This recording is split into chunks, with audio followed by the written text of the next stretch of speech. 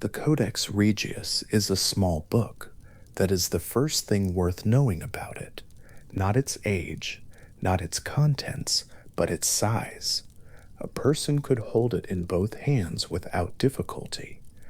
The vellum pages, made from scraped and dried calf skin, measure roughly 19 centimeters by 13, and there are 45 of them, each one covered on both sides, with a dense, careful hand in dark iron gall ink. The writing is small and economical. Whoever copied this manuscript in Iceland around the year 1270 CE was not making a monument.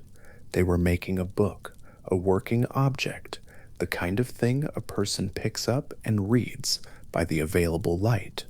That book sits today in a climate-controlled room at the Árni Magnússon Institute in Reykjavik, Iceland. The vellum has darkened over 7.5 centuries from the pale near white of fresh calf skin to something closer to old honey, and in places the ink has faded at the edges of the lines. But the words are still there. The characters that a scribe pressed into the surface of those pages in 13th century Iceland are still legible, still holding their shapes, still carrying the same sounds they carried when the ink was wet. Among those words, somewhere in the portion of the manuscript that scholars call Havamal, the sayings of the High One, there is a passage in which a god speaks in the first person about hanging from a tree for 9 nights and taking up the runes.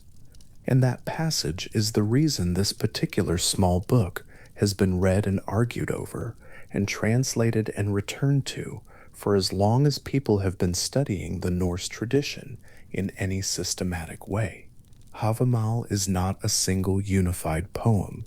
It is, to be more precise about what the manuscript actually contains, a collection of gnomic verses and mythological passages that share a speaker, a voice that identifies itself as Odin, giving advice, recounting experiences, and delivering toward the section's end a direct autobiographical account of the Yggdrasil ordeal. The collection is sometimes compared to a wisdom literature compilation, the kind of text that accumulates over time from multiple sources and is eventually gathered under a single attributed voice. Whether the stanzas that describe Odin hanging were composed at the same time as the advice on how many guests to invite to a feast is a question scholars continue to examine. What is not in question is that they were recorded together in the same manuscript, in the same hand, by the same scribe, working in Iceland in the latter half of the 13th century. The book holds them together. The book has held them together for 750 years. The stanza that opens Odin's account of the hanging is stanza 138 of the Havamal, as it is numbered in modern scholarly editions, and it begins with 6 Old Norse words that have been read and discussed and translated more than almost any other 6 words in the entire Norse corpus. The words are Vit ek at ek, hek vingai me the a. The translation is immediate and particular. I know that I hung on the wind-tossed tree. Not I believe, not it is said that I hung, but I know. The verb is vit, the first-person singular form of vita, to know, and it opens the stanza with a weight of direct personal testimony that the English translation carries across without difficulty. This is a god speaking about something that happened to him. The grammar puts the listener inside the account before the image of the tree has even fully arrived. Vingame Ethi, on the wind-tossed tree. The compound Vingame either is built from Vindr, wind, and Gameth, an older word for a great tree or pole, the kind of word that has a ritual resonance in Old Norse, associated with the upright structures around which ceremony gathered. Together they make an image that is both physical and atmospheric, not a still tree, not a sheltered one, but a tree in motion, branches moving, the whole structure alive with the passage of air. And that word Vingameth, with its particular syllables, with the rising vowel in Vinder and the long falling open sound of Gameth, has been sitting on a page in the Codex Regius since approximately 1270 CE, waiting to be read, carrying inside it something that sounds, even across 7 centuries, like branches moving in cold air. Stanza 138 continues past the opening declaration, after Odin announces that he hung on the wind-tossed tree. The stanza specifies 2 things about the nature of the hanging that transform it from an ordeal into a sacrifice. The first is that Odin was wounded with a spear, Ger Undathra, wounded by a spear, and the second is that he was given to Odin, himself to himself. That phrase, Gefin Odni, shall for Shalfumer, given to Odin, myself to myself, is among the most discussed constructions in the entire poem. What it achieves grammatically is a collapse of 3 roles that in any conventional sacrificial practice would be held by 3 different participants: the priest who performs the rite, the victim who is offered, and the deity who receives the offering. In stanza 138, all 3 of those positions are occupied by a single being. Odin is the one who performs the sacrifice. Odin is what is being sacrificed, and Odin is the one to whom the sacrifice is made. The same word Odin, or its grammatical variants, fills all 3 roles simultaneously, and the effect on the stanza's logic is something that a careful reading keeps returning to, because it holds together structurally in Old Norse in a way that produces a kind of stillness, a closed circuit of purpose, with no external reference point. The spear that wounded Odin in the stanza is not explicitly named there. The stanza says only gear, a spear, the standard Old Norse word for the weapon, but the tradition elsewhere associates Odin with a specific spear and the image of a god both wielding a weapon and bearing it, turned against himself, is one that the stanza's grammar supports, without needing to name the instrument more particularly. What matters in the stanza is the logic, a wound, self-inflicted in the sense that the sacrifice was chosen and carried out by the same will that endured it, and a dedication that names both the giver and the receiver as the same figure. The Codex Regius preserves this construction in ink laid down in the 13th century, and the construction has not shifted or softened in any translation that takes the original grammar seriously. It arrives in English the same way it sits in Old Norse, precise, compressed, and doing exactly what it appears to be doing. Stanza 139 extends the account into time, where stanza 138 establishes the nature of the sacrifice, the wound, the dedication, the tree. Stanza 139 specifies the duration and the conditions. The stanza states that Odin hung for 9 nights, wounded, and during those 9 nights nothing was given to him, no food, no drink. The Old Norse phrase at the stanza's center is Ninata Hurdunk, 9 nights I stirred, not 9 nights I waited, not 9 nights I endured, not 9 nights I was still. The verb hurthmko is the first-person middle form of hurthna, to stir or to move, and it applies not to the tree or to any external force, but to Odin himself. 9 nights he stirred. The word carries with it a specific quality of presence, not passive, not immobile, not having left the body in some dissociative way, but physically there, physically moving, whatever could be moved, holding on in whatever way one holds on to a wind-tossed tree for 9 consecutive nights. 9 nights is not a casual duration. The number 9 runs through the Norse tradition with a consistency that is too deliberate to be coincidental, appearing in contexts, assemblies, festivals, the structure of the worlds, the count of days and ritual periods that suggest it carried a recognized weight of completion or significance. 9 nights on the tree is not 8, which would not have meant the same thing, and not 10, which would have been rounding rather than precision. 9 nights is the specific, arrived at number, and the stanza states it plainly. 9 nights I stirred. No food was given to me. No drink was given to me. The syntax is careful. The stanza notes what was absent without any coloring of that absence as suffering to be dramatized. The conditions are stated, and the duration is stated, and together they establish a period of deliberate sustained, known in advance deprivation, that the tradition holds neither as failure to be explained nor as hardship to be mourned, but simply as what the sacrifice required.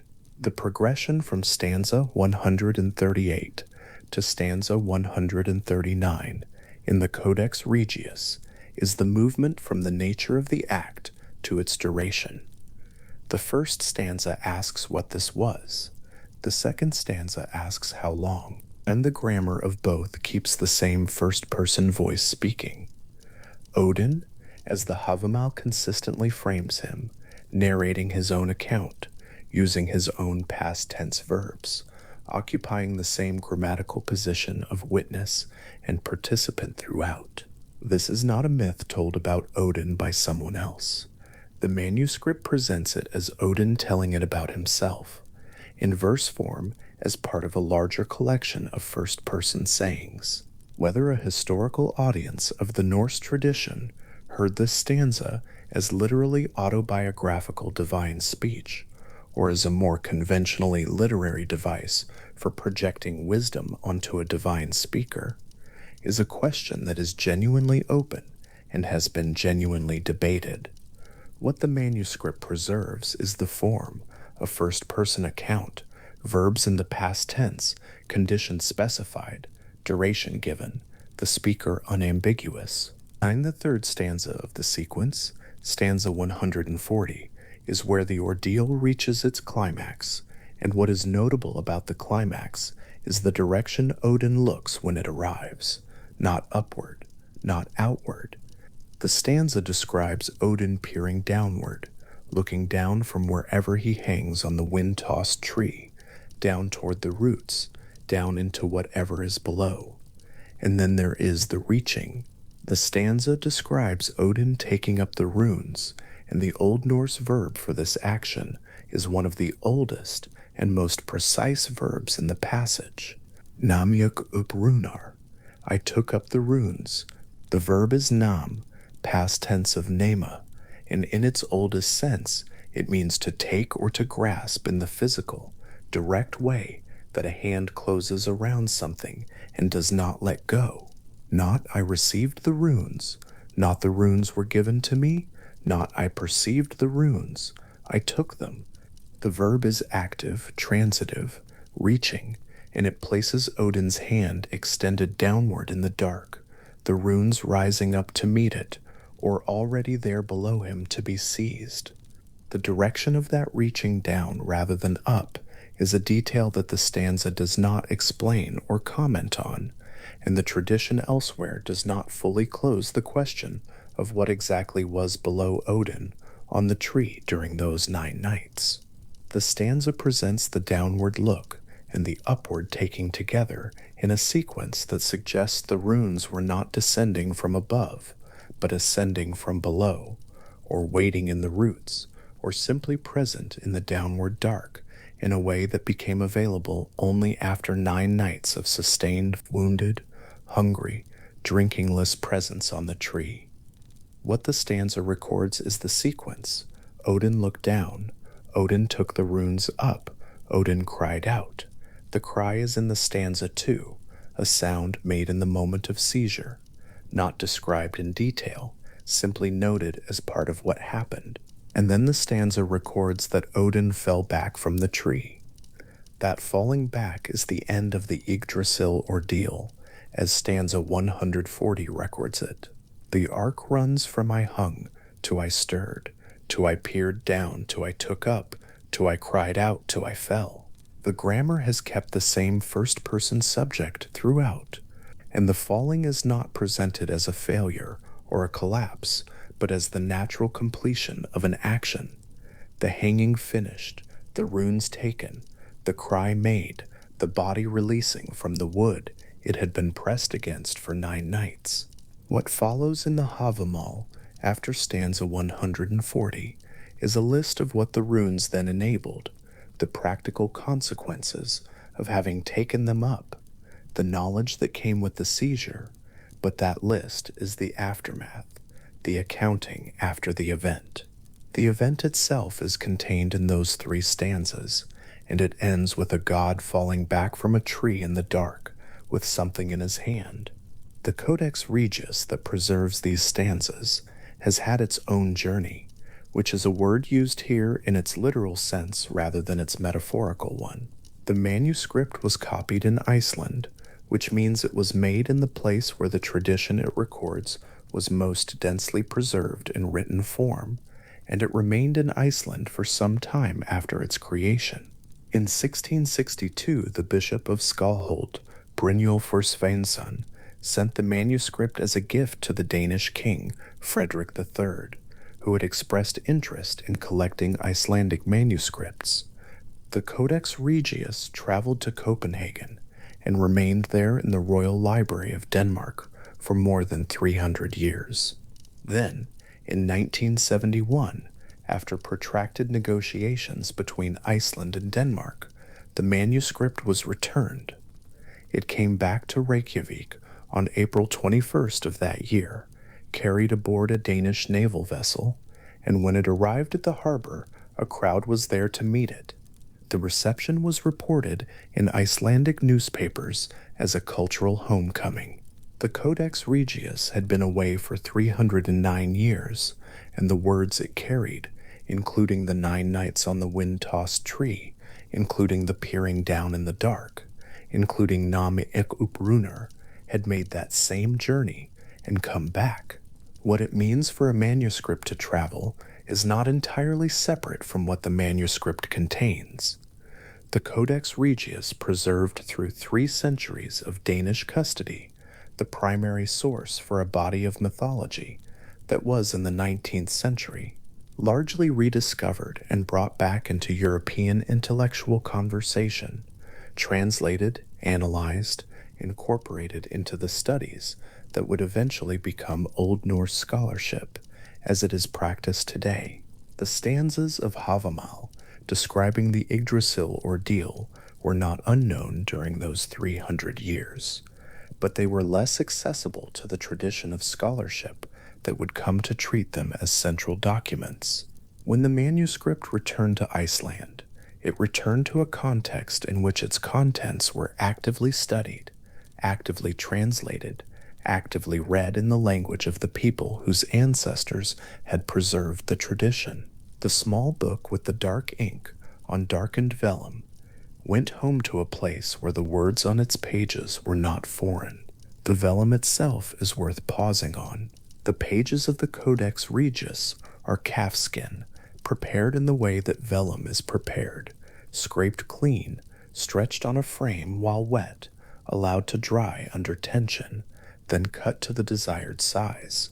The process produces a surface that is smooth on one side and slightly rougher on the other, and that takes ink in a way that parchment paper does not, allowing fine hairlines alongside broader strokes, depending on the angle and pressure of the pen.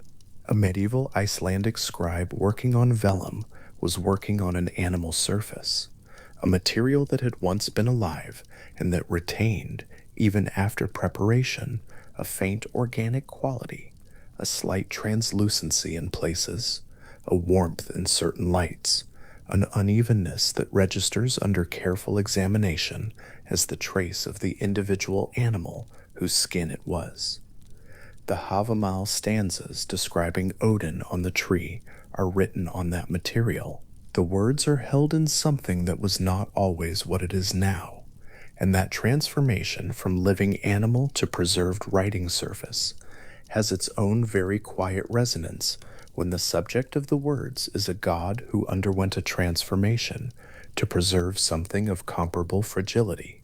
The scribe who copied the Codex Regius in the 13th century is not named in the manuscript.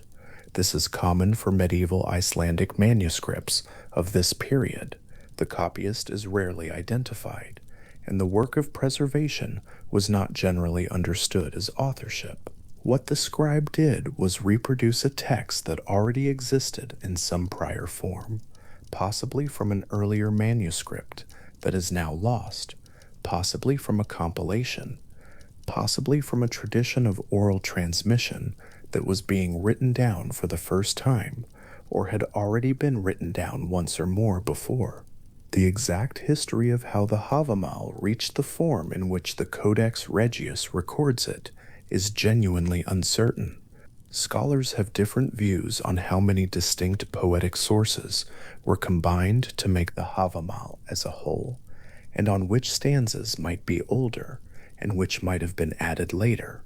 The stanzas describing the Yggdrasil ordeal, 138, 139, and 140, are generally treated as a unit, probably with a common origin, belonging to what scholars sometimes call the mythological portion of the Havamal, as distinct from its gnomic or didactic portions. But the precise age of those stanzas, how many generations of transmission they pass through before the Codex Regius scribes set them down, is a question that the manuscript cannot fully answer. What the manuscript can answer is what the stanzas say, and what they say is the same thing every time they are read, in every translation that respects the original grammar, in every scholarly edition that numbers them 138, 139, and 140, and reads them as a sequence. A god hung on a tree in the dark for 9 nights. He was wounded by a spear and had dedicated himself to himself. Nothing was given to him, no food, no drink, and for 9 nights he stirred on the wood. Then he looked downward, and he reached, and he took up the runes, and he cried out, and he fell. The words for this are very old. The ink that holds those words has been on vellum pages in a small book since the late 13th century. The book traveled across an ocean and came back. The stanzas were there when it left, and there when it returned, holding the same account they had always held, waiting to be read by anyone who picked the book up and turned to the right pages. There is a quality that old manuscripts have when they are read as working documents rather than as museum objects, a sense of something having been put down, not for posterity, but for use, not for safekeeping, but for reading, not for admiration, but for the transmission of something that the person doing the writing wanted someone else to have. The Codex Regius was a working document in the culture that produced it. The myths and poems it preserves were not understood as quaint survivals from an earlier time to be handled with the particular care one reserves for distance. They were the stories of the gods as that culture understood them, the cosmological and ritual substrate of a tradition still in living memory, being set down in a form that would allow it to persist. That the tradition has persisted is evident from the fact that the stanzas are still being read, still being translated, still being turned over in the hands of people who find in them something worth the turning. The Old Norse text of stanza 140 ends on a cluster of syllables that do not belong to any elaborate construction. Nam ek up runar. I took up the runes. The verb num, the first-person pronoun, ek, the directional adverb, up, toward the speaker, from below, and the noun runar, runes in the accusative plural, the object of the taking, 5 words. The grammar is as spare as the image it delivers. Odin reached it down in the dark at the end of 9 nights on the wind-tossed tree, and took the runes upward toward himself. And the verb he uses to describe this in stanza 140 of the Havamal is active and grasping and entirely without ornament. Name, took. The word is not reaching for anything larger than the act it describes. On those vellum pages in the Arni Magnusson Institute, the ink of Namek Up Runar has been sitting in the same position relative to the surrounding text since approximately 1270 CE, and the surrounding text has held it in place without shifting. The hand that wrote those words followed them with the next stanza and the next, and continued through the manuscript until the manuscript was complete, and then the manuscript was bound, and eventually it traveled, and eventually it came back, and now it sits in a climate-controlled room in Reykjavik with the small economical characters of a 13th century Icelandic scribe, still legible on the calfskin pages, and among those characters, in the mythological section, in the passage attributed to Odin speaking in his own voice, there is a moment where the account reaches its completion. 9 nights, no food, no drink, a wound, the downward gaze, and then a hand extended downward in the dark, closing around something. Namikupran. I took up the runes. The verb is active, the direction is up.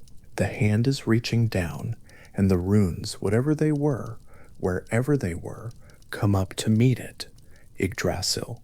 The name, spoken slowly, opens into its own meaning before the tree itself comes into view. Ygr, one of the many names carried by Odin in the old tradition, meaning something close to the Terrible One, the god who inspires a particular quality of awe that is not quite fear and not quite reverence, but some older feeling that precedes both. Drasil, horse. Yggdrasil is therefore Odin's horse, the horse of the Terrible One, and the Norse tradition used horse as a kenning for the gallows throughout its skaldic poetry, since a man on the gallows rides the wooden frame, the way a rider sits a mount. The tree's own name carries inside it, folded into its syllables, the act of hanging. Before Odin arrives at the trunk, before the spear is lifted, the name has already described what will happen there. The world tree was always, at some level, a place where this particular thing was always going to occur. The sources that describe Yggdrasil most extensively are the Poetic Edda and Snorri Sturluson's Prose Edda, the latter composed in Iceland in the early 13th century. Between them they build something detailed and specific, not a vague sacred tree, not a symbol standing in for the world without further content, but a particular organism with a particular ecology, inhabited by named creatures, tended by named figures, fed by specific wells, in a state of ongoing and somewhat precarious maintenance that has apparently been continuing since before the oldest gods were born. What emerges from both sources is a tree so thoroughly inhabited, so busy with the particular lives of the things that live on and in it, that the single figure hanging in its branches is only one of several extraordinary things occurring on Yggdrasil at any given moment.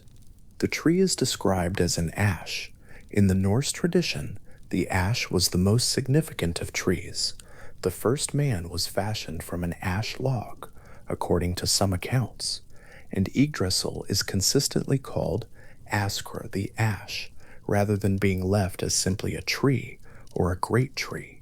It is immense in the way that things are immense in this tradition, which is to say that its scale exceeds measurement, its branches extend above the heavens, and its roots reach down into the deepest places of the worlds. The Prose Edda specifies 3 roots in particular, each reaching down into a different realm, each drawing from a different source of water. One root extends to Asgarth, the realm of the Aesir gods. One reaches into Jotunheimr, the realm of the giants, where Mimir's well lies deep in the rock. The third descends into Niflheimr, the cold realm at the lowest point of the worlds, where the root is gnawed continually at its end by the serpent Nidhogg and by the other serpents that the sources name as living in those roots alongside it. 9 worlds the tradition holds within Yggdrasil's reach. The sources list them variously, and the names shift somewhat between the Poetic Edda and the Prose Edda, but among them are Asgarth or above, Midgarth or Middle Earth, the realm of humans, Jotunheimr, Niflheimr, Imspelsheim, where fire burns at the world's southern edge, and others that appear named in one source and not another, in configurations that have been the subject of considerable scholarly discussion. The point the tradition keeps returning to is not the precise catalog, but the sheer inhabited extent of the tree, that it stands at the center of everything, that everything stands within its radius, and that its continuing existence is the precondition for everything else continuing to exist. From the upper branches, down through the mid-trunk to the deepest roots, the tree is never empty. At the very top an eagle sits, unnamed in the Prose Edda, described as very wise, its eyes looking out over the 9 worlds from the highest point anything can occupy. Between the eagle's eyes, settled in the hollow above the beak, a hawk perches. Vethrafellnir, whose name translates roughly as wind withered, or pale from the wind. The two of them together constitute a kind of compound figure at the summit, the vast ancient watching eagle and the smaller hawk that sits on it and sees whatever the eagle's own eyes do not turn toward. The sources do not elaborate on what the eagle watches for or what the hawk perceives. The image is simply there, detailed and precise at the highest point of the highest thing, 2 birds at rest in a place from which the entire structure of the worlds is visible. Below the summit, and moving through the branches of the upper and middle tree, 4 stags roam. Their names are Dian, Dvalin, Dunr, and Durathror. The Prose Edda gives them plainly, one after another, as though listing the inhabitants of a known place, rather than describing a mythological vision. They move through the foliage of Yggdrasil, eating as they go, their mouths cropping the leaves and new growth from branches that extend above the sky. They are large animals in a very large place, and the sources present them without drama. These are simply the stags that live in Yggdrasil, moving through its branches as deer move through any forest, browsing unhurried. They have always been there, and they will continue to be there long after the story being told at any given moment has ended. Their names have been read as possibly significant. Din and Dvalin appear in other contexts in the Eddic material, associated with dwarves or with lists of beings whose names carry meanings related to sleep or delay. But in the context of the tree itself, they are simply 4 large animals in the high branches, eating slowly, the whole tree moving faintly under their weight. The 4 stags eating in the upper branches of Yggdrasil do not appear concerned with what is happening in the trunk below or in the roots further down still. They are browsing. The foliage is there to be eaten, and they have always been eating it, and the tree, according to the sources, remains green regardless. There is something in the persistence of that image, the enormous ash tree covered in foliage above the sky, 4 stags moving through it, with the quiet attention of animals entirely absorbed in what they are doing. That gives the upper portions of Yggdrasil a quality of ordinary life going on at a scale that the imagination can only approximate. A deer in a forest, magnified to the point where the forest is the center of the universe, still moves like a deer. The familiarity of the motion and the strangeness of the scale exist in the same image simultaneously. The trunk of Yggdrasil is not a quiet place. Running up and down its bark, moving with the specific quick energy of its kind, is a squirrel named Rataskra. The Prose Edda describes Rataskor in terms that are precise and almost affectionate in their specificity. This is a squirrel who runs the tree's full length, from the eagle at the top to Nidhogger at the root, carrying messages between them. The messages are insulting. The eagle at the summit and the serpent at the root are, according to the tradition, in a state of ongoing antagonism, and Ratatoskra moves between them as a carrier of provocations, relaying the eagle's contempt downward and the serpent's resentment upward. It's an emotion of conflict transmission that keeps both parties agitated. The sources present this without further comment, as though it is simply how things are on Yggdrasil. The eagle watches from above, the serpent gnaws below, and between them a small animal runs ceaselessly, ensuring that neither of them forgets the other's hostility. There is something quietly striking about Ratatoskra. Among all the creatures described as inhabiting Yggdrasil, the eagle, the hawk, the four stags, the serpents, the dragon, the Norns at the root, the squirrel is the most mundane in form and the most active in function. It does not watch. It does not browse. It does not gnaw or weave. It runs, and in running it does something that keeps a very old quarrel alive, which the tradition seems to regard as neither good nor bad, but simply as part of what the tree contains. Ratatoskra is somewhere in the middle of the trunk at any given moment, carrying something unkind from one extreme of the world's axis to the other, quick and purposeful, and apparently endless in its energy for this particular task. Below Ratatoskra's path, below the mid-trunk, and the browsing stags, and the watching pair at the summit, the roots of Yggdrasil reach into their respective realms. In Niflheimr, at the root that extends furthest into the cold, Nidhogger works. The Prose Edda names Nidhogg as a serpent, or in some passages as a dragon. The distinction in the tradition is not always clean, and describes it gnawing at the root of the tree continuously, as it has always done, and as it will continue to do for as long as the worlds stand. The gnawing is not occasional. It is not the result of a particular grievance or a specific appetite that might eventually be satisfied. It is simply what Nidhogger does, the activity that defines it in the sources, as the eagle is defined by watching and Ratatoskra is defined by running.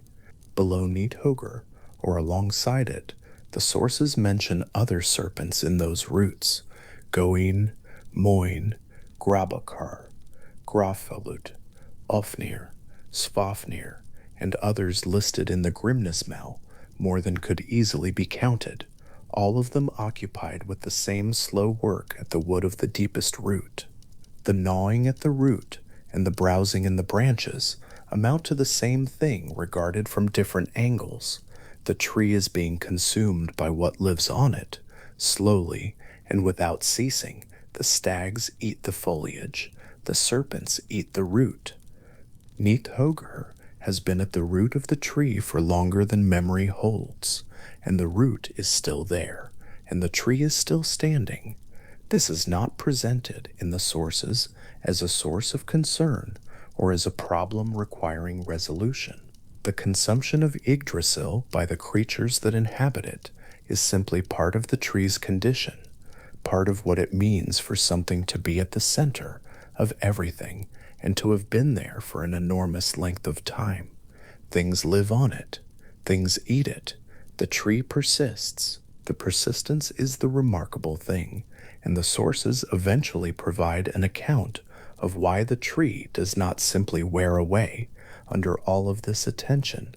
At the root that extends into Jotunheim, or in some accounts beneath that root, is Mimisbrunner, the well of Mimir, filled with water that holds wisdom and knowledge of a particular depth. This is one of the most significant locations in the entire geography of Yggdrasil, and the tradition returns to it in several different contexts. Near another of the roots, or in some accounts at the foot of the tree, where the gods hold their daily assembly, is the well of Urtharbrunn, the well around which the Norns make their home, and from which they draw the water that keeps the tree alive.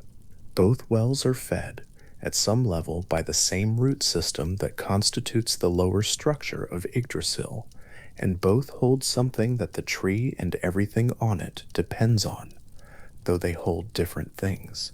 The Norns are three.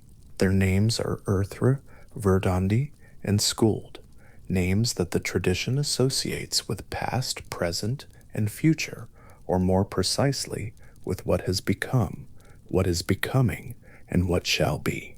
The prose Edda and the relevant stanzas of the Voluspa describe them as living beside Urthra's well, weaving the fates of gods and humans on a loom whose threads are the lives being lived across all the worlds.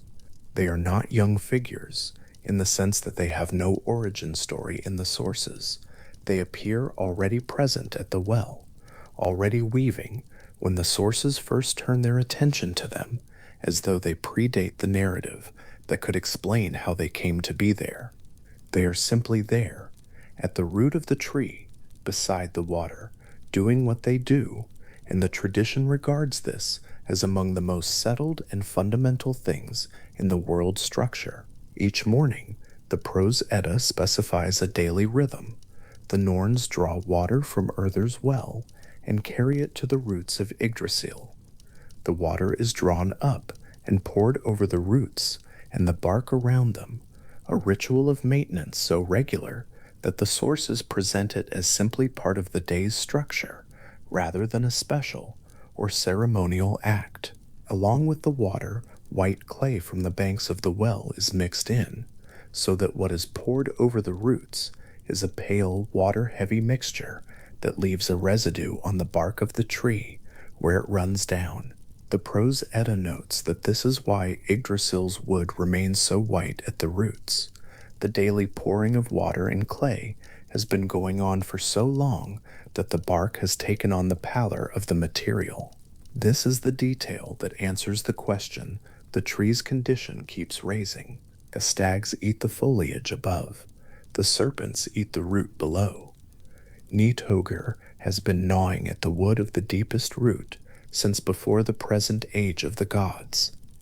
The tree should by all reasonable accounting be diminished, stripped of leaves, eaten hollow at the base. It is not. It remains green, always green. The sources specify this explicitly. The evergreen tree, always fresh, despite everything consuming it, and the reason is three figures at the root, lifting water in whatever vessels they use, walking at a short distance, and pouring it onto the bark, every morning without exception. The Norns keep Yggdrasil alive. The most cosmological structure in the Norse world is maintained by a repeated small act, performed at ground level, by beings who have been doing it since the beginning. There is something in that arrangement worth sitting with. The tree is not self-sustaining. It does not persist through any inherent invulnerability, or through the protection of the gods who live in the realm at its root. It persists because three women get up in the morning, draw water from a well they have been drawing water from for longer than any calendar holds, and walk it to the tree and pour it on the roots.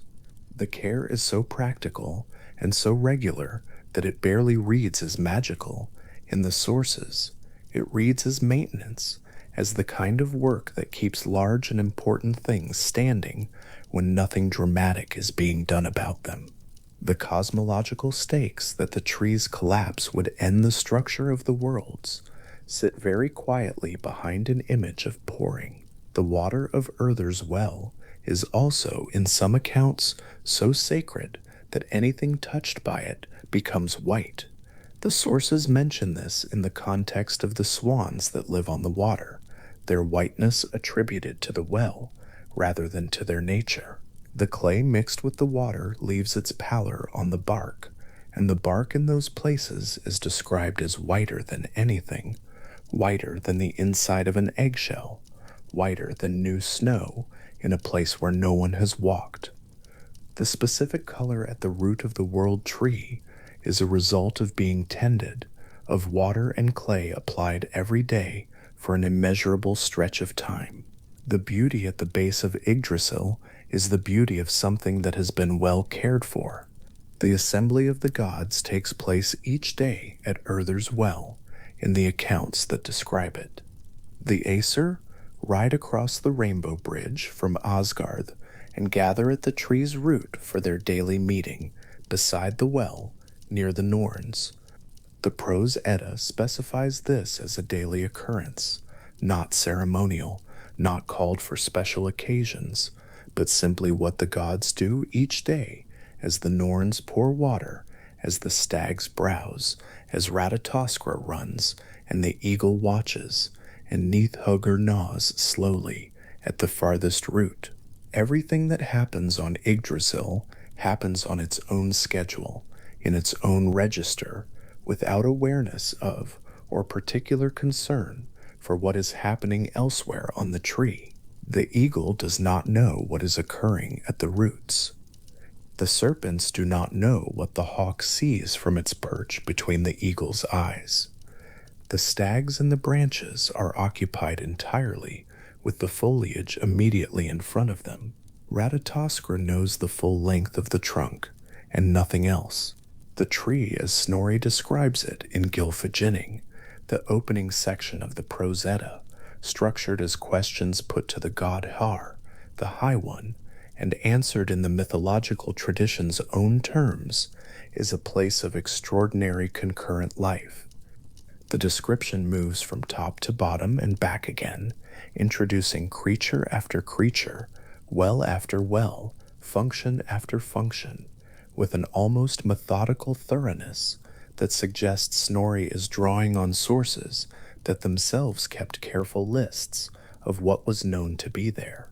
The result is a tree that feels populated in the way a real ecosystem feels populated. Not every creature aware of every other, not everything happening in relation to everything else, but all of it happening in the same place, at the same time, sustained by the same root system, under the same canopy, in a space that has its own climate and its own rhythms, independent of the 9 worlds that sit within its radius. The dew that falls from Yggdrasil's branches in the Prose Edda's account is what humans call honeydew, and it falls into the valleys below and feeds the bees. This small detail, that ordinary bees in the ordinary world feed on what drips down from the world tree, is characteristic of how the tradition handles the relationship between Yggdrasil and the life that goes on beneath it. The connection is not symbolic, it is practical and physical. The tree drips. What drips feeds things. What feeds things is the same substance that the branches have been full of since before memory. The world, in this accounting, is not separate from the cosmic structure that underlies it. It is continuously fed by it, moistened by it, sustained by the same water that the Norns pour at the roots, and that rises through the wood and emerges eventually as dew on the leaves and falls as something sweet into the world below. The tree is old. The sources do not give it an origin in the way that the gods have origins, in the way that Odin was born and given his name. Yggdrasil appears in the Eddic material already fully formed, already inhabited, already tended by the Norns, already the axis around which the worlds arrange themselves.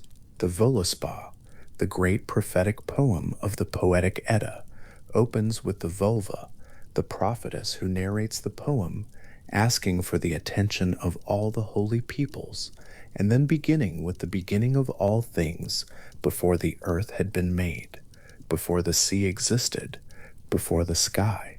In that original void, the earth does not yet exist. But Yggdrasil is there, or its origins are there, older than the world it will eventually organize. The tree predates the human world that hangs within its branches. The branches that extend above the heavens are not in the sources described as being visible from the ground in any straightforward way. The upper parts of Yggdrasil are above the sky, which means above the vault of the heavens, as the Norse tradition conceived of it, that is, above the place where the stars are, above the place where the sun crosses. The stags browsing in the branches are therefore in a location that is, by definition, inaccessible to ordinary perception. They cannot be seen from Asgard looking up. They are somewhere past the upper boundary of the sky, enormous and quiet among the leaves, entirely outside any line of sight from the worlds below. The tree extends into a space that has no observer except the creatures that inhabit it. This is part of what makes Yggdrasil specific rather than merely large. It is not just bigger than anything else.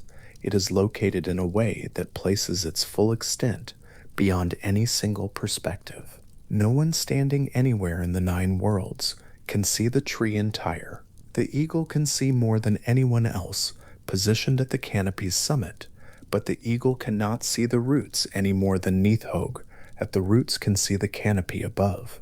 The tree's full extent is by virtue of its structure, something that no single creature inhabits. It is known through its parts, through what each creature or well or root occupies, through the accounts that the sources assembled from what was known about each portion of it. The picture is built from pieces, and the pieces together suggest something that exceeds any single account. The specific morning at Urther's well, when the Norns draw water from the surface that has been accumulating since before the first age of the gods, is a morning in a continuous sequence of mornings that the tradition presents as without beginning or end within the current ordering of things. Urther lifts the water, Verdand lifts the water, Skuld lifts the water. The 3 of them walk to the roots of the tree and pour, and the clay goes with the water, and the bark where it runs stays pale and white and alive. The tree does not thank them. The tree does not know that it is being tended, or if it does, the sources do not record this. The tending is simply what happens every morning at the base of the largest thing in the world, a small, careful, repeated act of maintenance performed by 3 figures who have been doing it for longer than any story about the gods can account for, and the tree stands because of it, and the worlds stand because the tree stands. This is what the Norse tradition made of the question of how the world keeps going, not through invulnerability, not through divine decree, through water drawn from a well, mixed with white clay, and poured at a root, through the 4 stags eating the foliage and the tree growing it back, through the serpents gnawing and the root persisting, through Ratatoskræk running the length of the trunk and carrying its messages and keeping the antagonism between the eagle and the serpent alive and unresolved, because that antagonism is apparently also part of what keeps the structure vital. If it ever resolved, something in the tree's dynamic might end. The tree's life is not peaceful. It is continuously contested, continuously consumed, continuously restored by the Norn's daily act. And the result of all of this activity, all of this eating and pouring and gnawing and browsing and running, is that the tree stays standing, green at its canopy and white at its roots, its branches above the sky, and its roots in the cold and the dark, the axis of everything, the horse of the terrible one, the structure that contains the worlds, somewhere in the branches, not at the summit, not at the root, but in the middle space of the trunk, where the bark is wide and ancient, and the wood beneath it has been growing for longer than the oldest of the gods. A single figure hangs. The eagle watches from above. The stags move through the upper branches. Ratatoskræk runs somewhere between the roots and the canopy. The Norns tend the roots each morning, as they always have. The tree goes on being what it is, doing what it does, tended and tended again, the most inhabited place in the Norse world, large enough to contain everything that the tradition held. The Norns at the root of Yggdrasil do not look up toward the branches when they pour the water. They are occupied with the roots, with the water, with the clay, with the small, precise work of keeping the tree alive in the way they have always kept it alive. The water runs down the bark and into the wood, and the bark stays pale, and the tree stays green. And the morning at Urther's well continues exactly as it has always continued. 3 figures at the base of the largest thing in the world, performing a careful, repeated act, and in performing it, keeping everything standing. Gungnir is a spear that, according to the Prose Edda, never misses its mark. It was made by the sons of Ivaldi, dwarves working in the deep forges beneath the earth, and its name carries inside it the quality of something in motion, something that sways and trembles as it travels. The name itself in Old Norse holds the image of a weapon that does not fly straight and rigid, but moves with a kind of living intention toward whatever it was aimed at. That is the spear Odin took in his own hand and turned toward himself. The moment is in stanza 138 of Havamal. It is stated without elaboration, without the myth pausing to account for what it would mean to hold a weapon that cannot miss and direct it at its own wielder. Odin was wounded with a spear, and the wound was self-inflicted, and the tradition records this as a single element of a larger ritual structure, rather than as a paradox requiring resolution. The spear that never misses had found its mark. The hand that held it and the body that received it belonged to the same being. Whatever logic governs this, and there is a logic, it is the logic of sacrifice rather than of combat, and the distinction matters.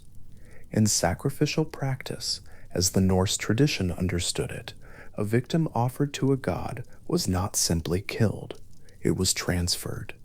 The body, the life inside it, the accumulated weight of the being who had lived, all of this moved from one category of existence into another. The offering left the world of the ordinary and entered whatever space the recipient god inhabited.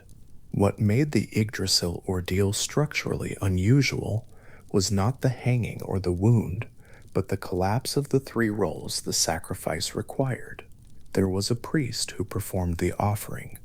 There was a victim who was offered. There was a recipient god to whom the offering was made. In stanza 138, these 3 positions are all occupied by Odin. Given to Odin, the text says, "myself to myself," and that folding of ritual logic into a single being is not an anomaly. It is, the tradition suggests, the only configuration in which what Odin needed to find could actually be found. A weapon was turned inward. 3 roles collapsed into 1. 9 nights passed before anything changed. The number 9 runs through the Norse tradition with a regularity that suggests it is not decorative, but structural, that something about the number itself carries meaning within the cosmological framework these stories inhabit. The Norse tradition holds that 9 worlds exist on Yggdrasil, each one distinct, each one located within or between the branches and roots of the great tree, in ways that the sources describe in different configurations. In some accounts, the gods hold assemblies every 9 days, gathering under the shade of the tree to deliberate on whatever requires their attention. The pattern appears in smaller forms as well, 9 being the number of something complete, a full iteration, a cycle that has rounded itself properly before beginning again. Adam of Bremen, a German ecclesiastical scholar writing around 1070 CE in a work called Gesta Hamburgensis, Ecclesia Pontificum, recorded a sacrificial festival held at the temple at Uppsala, in what is now Sweden, that had been observed, by his account, for many generations. Adam was writing as a Christian chronicler, which means his account comes filtered through a particular set of concerns, and a particular tendency to emphasize the strangeness of what he was describing. What he recorded, regardless of those filters, is specific enough to remain valuable. At Uppsala, he wrote, a 9-day festival was held every 9 years, during which 9 males of every species, including humans, were sacrificed, and their bodies hung in a sacred grove near the temple. The grove was of great antiquity, Adam notes, and the trees were considered sacred in themselves. The bodies of men and animals hung among the branches together throughout the 9 days of the festival. Adam does not give the Norse name for what he was describing. He writes as an outside observer, and his framing of the event as saturated with what he calls supernatural dread is his framing, not necessarily that of the people performing the ritual. What his account preserves is the structure, 9 days, 9 of every kind, hanging in trees, in a grove that had been given over to sacred use, long enough that the trees themselves had become part of the sanctity of the place. That structure, the 9, the hanging, the tree, the giving of a body into a space between the living and the dead, is the same structure that Havamal describes as the original form, with Odin at the center of it and the entire cosmos as the grove. The grove at Uppsala was a real place. Adam of Bremen visited Sweden, gathered his account from sources, and wrote it down in Latin in the 11th century. The bodies he describes would have hung in actual trees in actual northern air, and the people who observed them would have understood what they were looking at in terms of an original act, a first sacrifice that established the form all subsequent sacrifices were following. When the tradition held that Odin hung for 9 nights on Yggdrasil and wounded himself with a spear and gave himself to himself, it was not describing something that had happened once in a remote mythological past and had no further connection to the living world. It was describing the shape of something that continued, that was repeated, that was understood by its participants as participation in a pattern older than any particular festival or any particular grove. 9 nights counted on a tree are 9 complete cycles of light, giving way to dark, and dark giving way to light again. The sun sets on the first evening, and the sky goes dark, and Odin is there. The sky lightens, and the first day comes and goes, and he is there through it. The second night begins. This continues. Each cycle of sky does what sky does regardless of what is happening beneath it, regardless of whether a god hangs wounded in the wind, and the accumulation of 9 such cycles is not simply a duration of suffering, but a full iteration of something. 9 nights is a measure of completeness in the Norse understanding, and the tradition records Odin's waiting, not as passive endurance, but as a sustained, deliberate, active presence. The Old Norse verb the text uses, hrðunk, I stirred, does not describe stillness. It describes a body that remained present and awake through something that the myth frames as requiring genuine attention. The spear wound was also present through those 9 cycles. This is a detail the myth includes and does not elaborate on. Odin was wounded with a spear, hung on the tree, and went without food and without drink for 9 nights. The physical conditions are named and then left standing in the account as simply the conditions, the way a description of winter in Iceland names cold and dark without pausing to remark on their severity. They are not incidental. A body under those conditions would be in a particular state by the 4th night, and a different particular state by the 7th, and by the 9th, something would have shifted in the relationship between that body and whatever it was waiting for. The tradition understood this. The deprivation was not an accident or a punishment. It was part of the mechanism. There is a practice most closely associated with Odin in the Norse sources, the practice called Scyther that involves something related to this mechanism.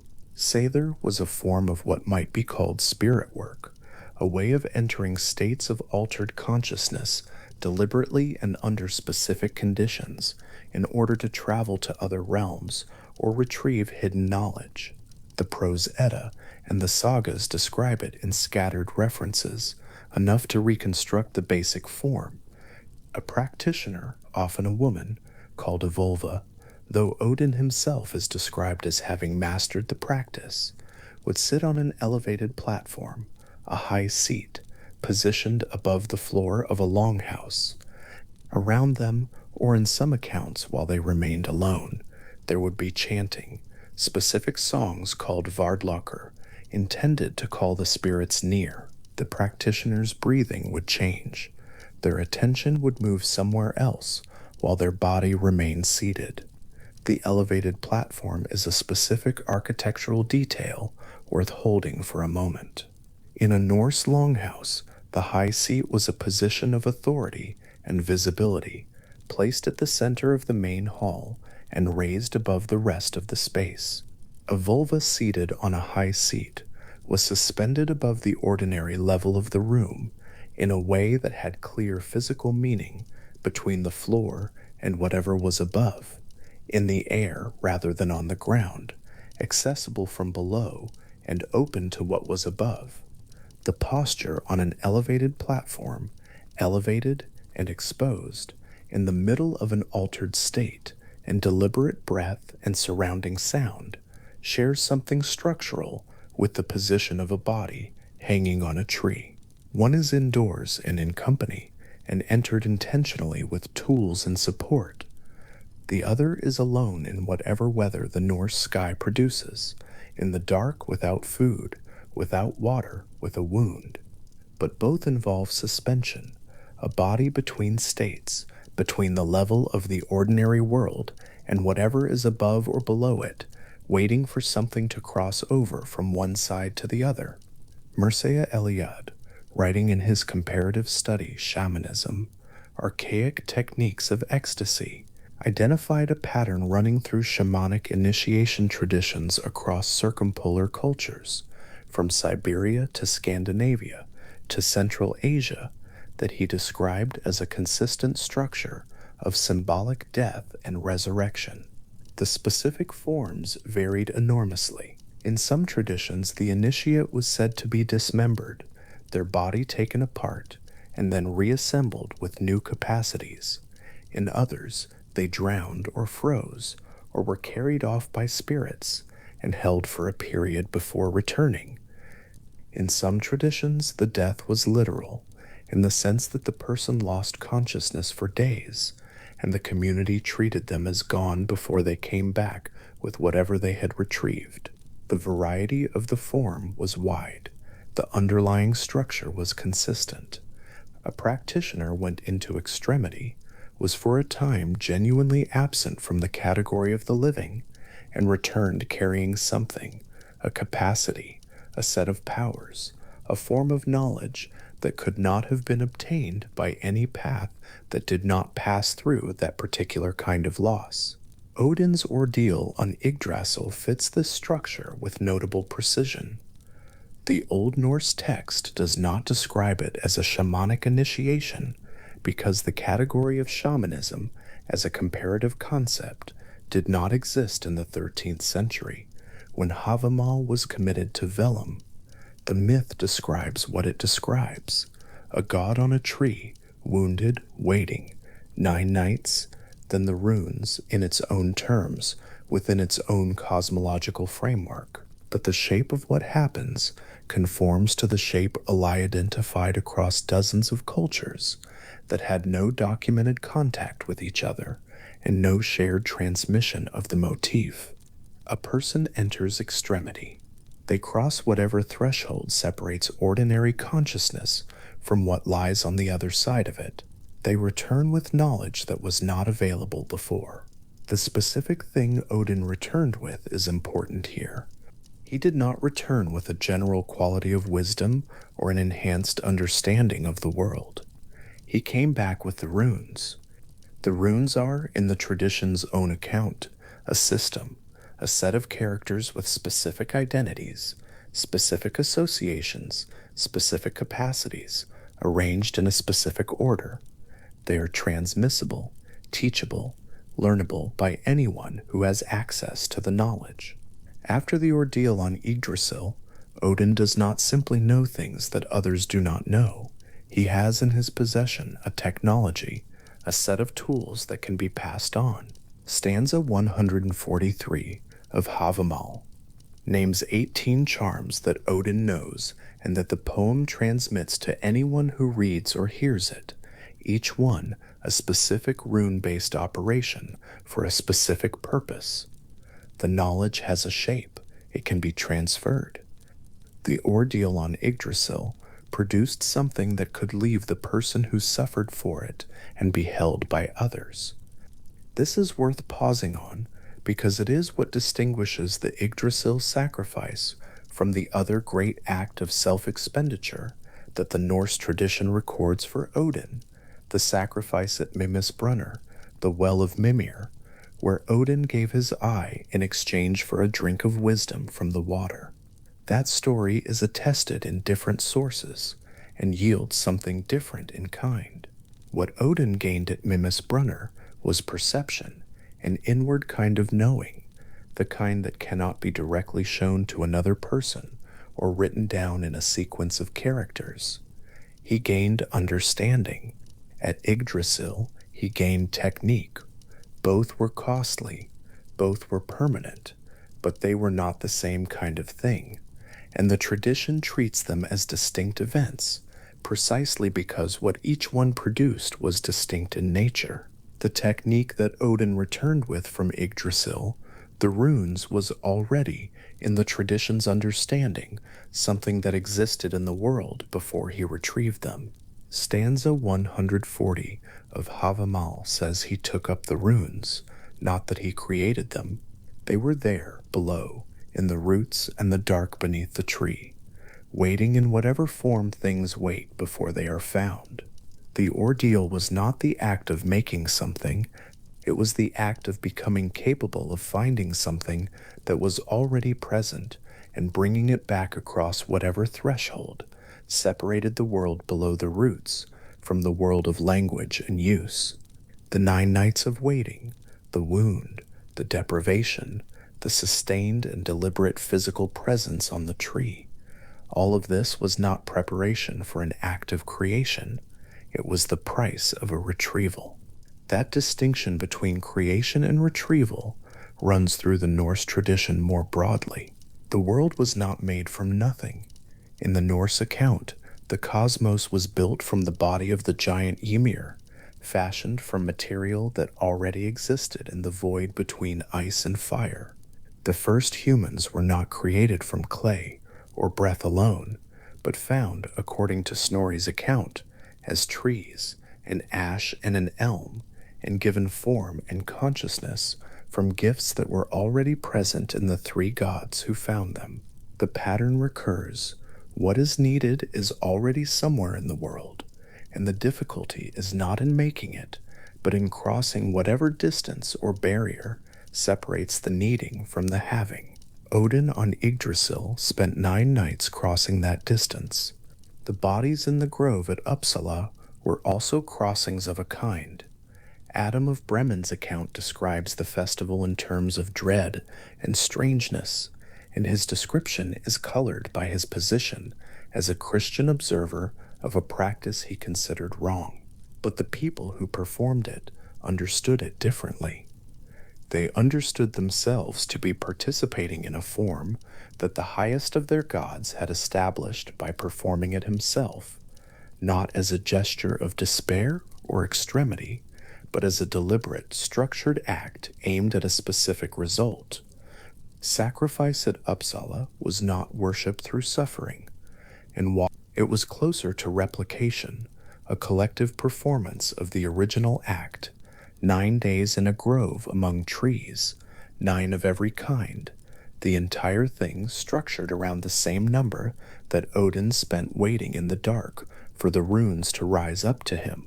The sacred grove was ancient by the time Adam of Bremen wrote about it.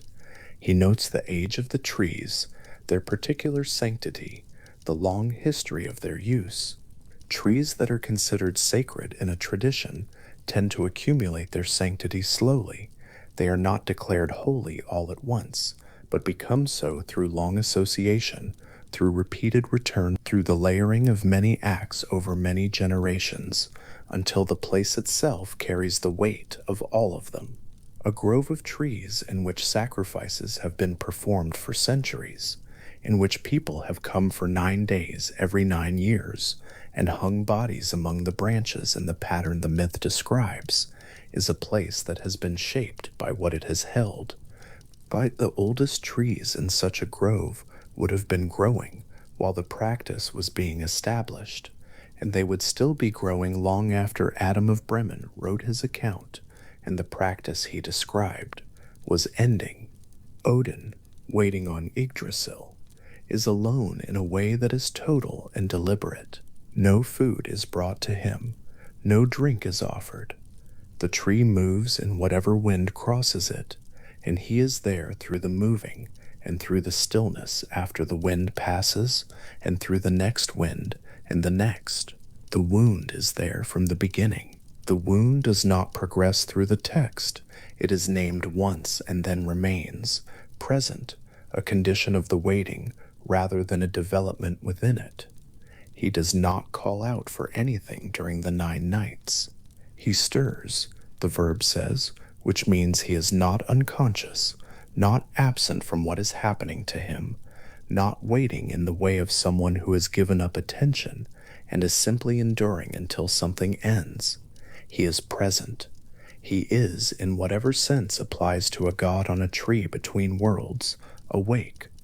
Something about this kind of vigil, the sustained, deliberate waking presence inside conditions that press toward unconsciousness, is documented across traditions as a technique for shifting the boundary of what is perceptible. A person who has gone without sleep for 4 days perceives the world differently than a person who has slept every night. A person who has gone without food perceives it differently still. A person who has both kinds of deprivation and a wound, one who maintains deliberate attention through all of it, rather than retreating into whatever diminished state the body defaults to under those conditions. That person is in a state the tradition recognized as adjacent to what Eliade was documenting in his comparative study. The boundary between ordinary consciousness and what is on the other side of it becomes thinner. What was not perceptible before becomes perceptible. Things that were in the dark below the roots of the world come up toward the surface of awareness. The runes came up. That is the account. Odin looked down, not upward, not outward, but down, into whatever was below the roots, into the dark that the tree grows out of, and took them up, and cried out as he did, and fell back from the tree. The verb the text uses, nam ek uprunar, I took up the runes, is active in reaching. This is not a receiving, it is a taking, a grasping, a retrieval that required effort and produced sound. The cry is in the text, it is not described or explained. It is simply recorded as part of the moment, the sound a body makes when something that cost 9 nights crosses from one side of the threshold to the other. The structural logic of the ordeal can be followed now as a single sequence. A god who was also the recipient of the sacrifice took a spear that could not miss and aimed it at himself, collapsing the 3 roles of priest and victim and god into one being. He hung on the tree at the center of the cosmos for 9 nights, a complete iteration, a full cycle in the tradition's numerical understanding of completeness. He went without food and without drink. He kept himself awake and present through conditions that work against presence and wakefulness. He looked down into the darkness at the base of everything. He reached, and the runes came up to him. He fell. The ordeal was complete. Adam of Bremen's grove at Uppsala was a repetition of this sequence at human scale, performed by people who understood themselves to be participating in the original shape of something. 9 days, 9 of every kind, bodies hanging in ancient trees in northern air. The grove had been old for as long as anyone could remember, and the practice had been performed in it for as long as the grove had been old. When the festival was held every 9 years, and the men and animals were hung among the branches, the participants were not performing a symbol of what Odin had done. They were, in the understanding of their tradition, performing the same act, the same structure, in the same form, aimed at the same kind of transfer between the world of the ordinary and whatever lies on the other side of 9 nights in a tree. The vulva on her high seat in the longhouse was also doing something structurally adjacent, elevated, in altered breath, surrounded by specific sounds, her body remaining in the hall while her attention moved somewhere else. She was using a different set of tools to produce a similar crossing. The practice was considered Odin's in a particular sense. The Prose Edda records that it was the Vanir goddess Freya who first taught Scyther to the gods, but it was Odin who became most associated with its practice, who was said to use it most frequently, and to have developed it most deeply. The high seat and the 9 nights on the tree are not the same practice, but they are shaped by the same understanding of what consciousness can do when the right conditions press against its ordinary limits, and of what can cross through when those limits thin. Gungnir, held before the sacrifice, is a weapon made for accuracy. The sons of Iveldi crafted it in whatever conditions obtain in the deep places of the Norse cosmological map, and they made it to be a spear that did not fail. When Odin turned it inward, he was not misusing it or inverting it against its nature. He was using it with perfect accuracy to accomplish exactly what the sacrifice required. The wound had to be real. The transition had to begin somewhere, had to have a particular entry point, had to open the body to the condition of the sacrifice in a way that left no ambiguity about whether the crossing had begun. A spear that never misses, directed by Odin's own hand, guaranteed that it had. This is the shape of the event as the tradition describes it, and as the historical and comparative evidence around it illuminates. A specific tool was turned to a specific purpose. A specific number of nights passed with a specific set of conditions, maintained through all of them. A specific location, down into the roots, into the dark, was where the thing that was needed turned out to be, and a specific act, taking, reaching, grasping, brought it back across. Whatever the practice at Uppsala was doing when Adam of Bremen stood near enough to describe it, and called the grove saturated with dread, it was doing something that its participants understood in terms of the structure. The grove was old. The trees were genuinely ancient by the 11th century. The bodies hung among the branches, as they had hung before, in cycles that the people performing the festival understood as connected across time, each 9-year repetition, another iteration of the original 9 nights. The same number doing its work in different conditions, but toward the same understanding of what sacrifice accomplishes. There is something in the structure worth simply holding for a moment before moving on from it. A person goes into extremity, not by accident, not through misfortune, but deliberately, with preparation, with a spear that does not fail, and a number that signals completion, and a location chosen for what it is, at the center of up. They go as far in as the structure requires. They are, for the duration, genuinely absent from the category of the ordinary, not pretending to be lost, not performing the motions of extremity, but actually suspended in it for as long as the structure demands. And then they come back, and what they bring back with them is real and has a shape and can be given to others. That shape a person enters, is lost, returns with something, runs, as Iliad documented, across cultures, separated by enormous distances, and with no demonstrable shared origin. It appears in Siberia and in Scandinavia, in Central Asia and in the traditions of the circumpolar peoples, in forms ranging from elaborate ceremonial initiation to solitary ordeal. The Norse version of it is specific in every detail. It happens on a particular tree, with a particular weapon, over 9 particular nights, and what is brought back is not wisdom in the general sense, but runes, a system with characters and order and operational capacity.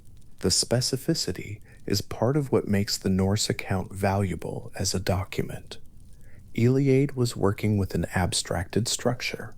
Havamal was recording a particular event in particular terms. The bodies in the sacred grove at Uppsala, 9 of every kind, hanging in trees that had been old for generations, were the most direct expression the Norse world produced of its understanding that Odin's act on Yggdrasil was not finished. It was continuing. The structure it instantiated was still operative, still producing something, still requiring participation.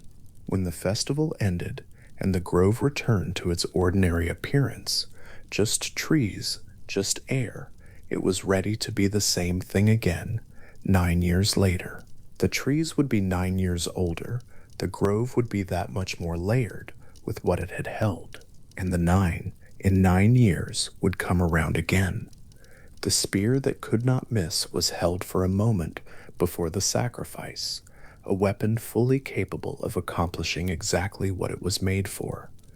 Held in the hand of the one being in the cosmos who could use it to accomplish something that had never been attempted before and has not been repeated since, the sacrifice of a god to himself, by himself, witnessed only by the tree and whatever was in the roots below it.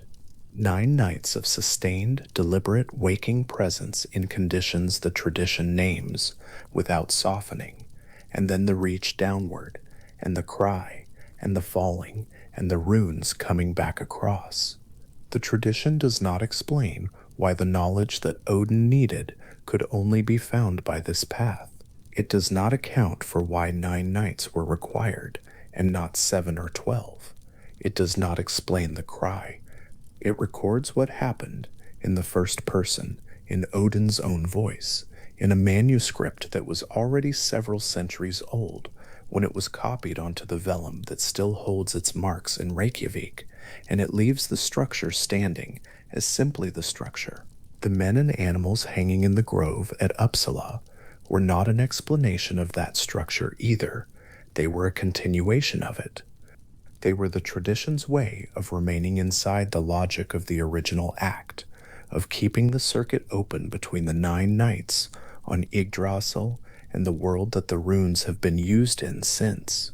Adam of Bremen found what he found when he stood near the grove: trees of great antiquity, bodies among the branches, a space that had been shaped by long and repeated use into something that carried its purpose in its atmosphere. He wrote it down in Latin and called it dreadful and moved on. The grove stood for some time after his account, and then it did not, and the trees aged into whatever trees age into when the practice they once held is no longer performed among them. The 9 nights on Yggdrasil do not end. They ended once in the myth, when Odin fell back from the tree with the runes in his possession. But the structure they established, the shape of what was required, the price of the retrieval, the form of what the sacrifice accomplished, continued in the practice at Uppsala, and in the scyther of the Völva on her high seat, and in every runic inscription laid down afterward by someone who understood that what they were working with had cost exactly this much.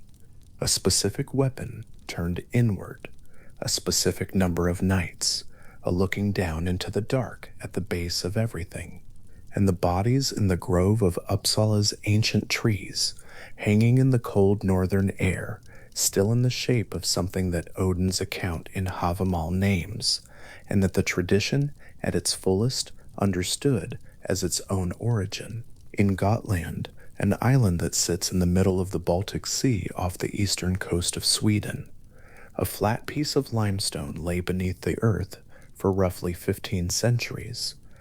It had been placed there deliberately, face up, as a grave slab, set down over a burial sometime around the year 400 CE by hands that knew exactly what they were doing, carved into its surface in a sequence running from left to right without interruption, were 24 characters. Each character was made of straight lines, the kind of marks that cut cleanly into stone, verticals, diagonals, a few horizontals.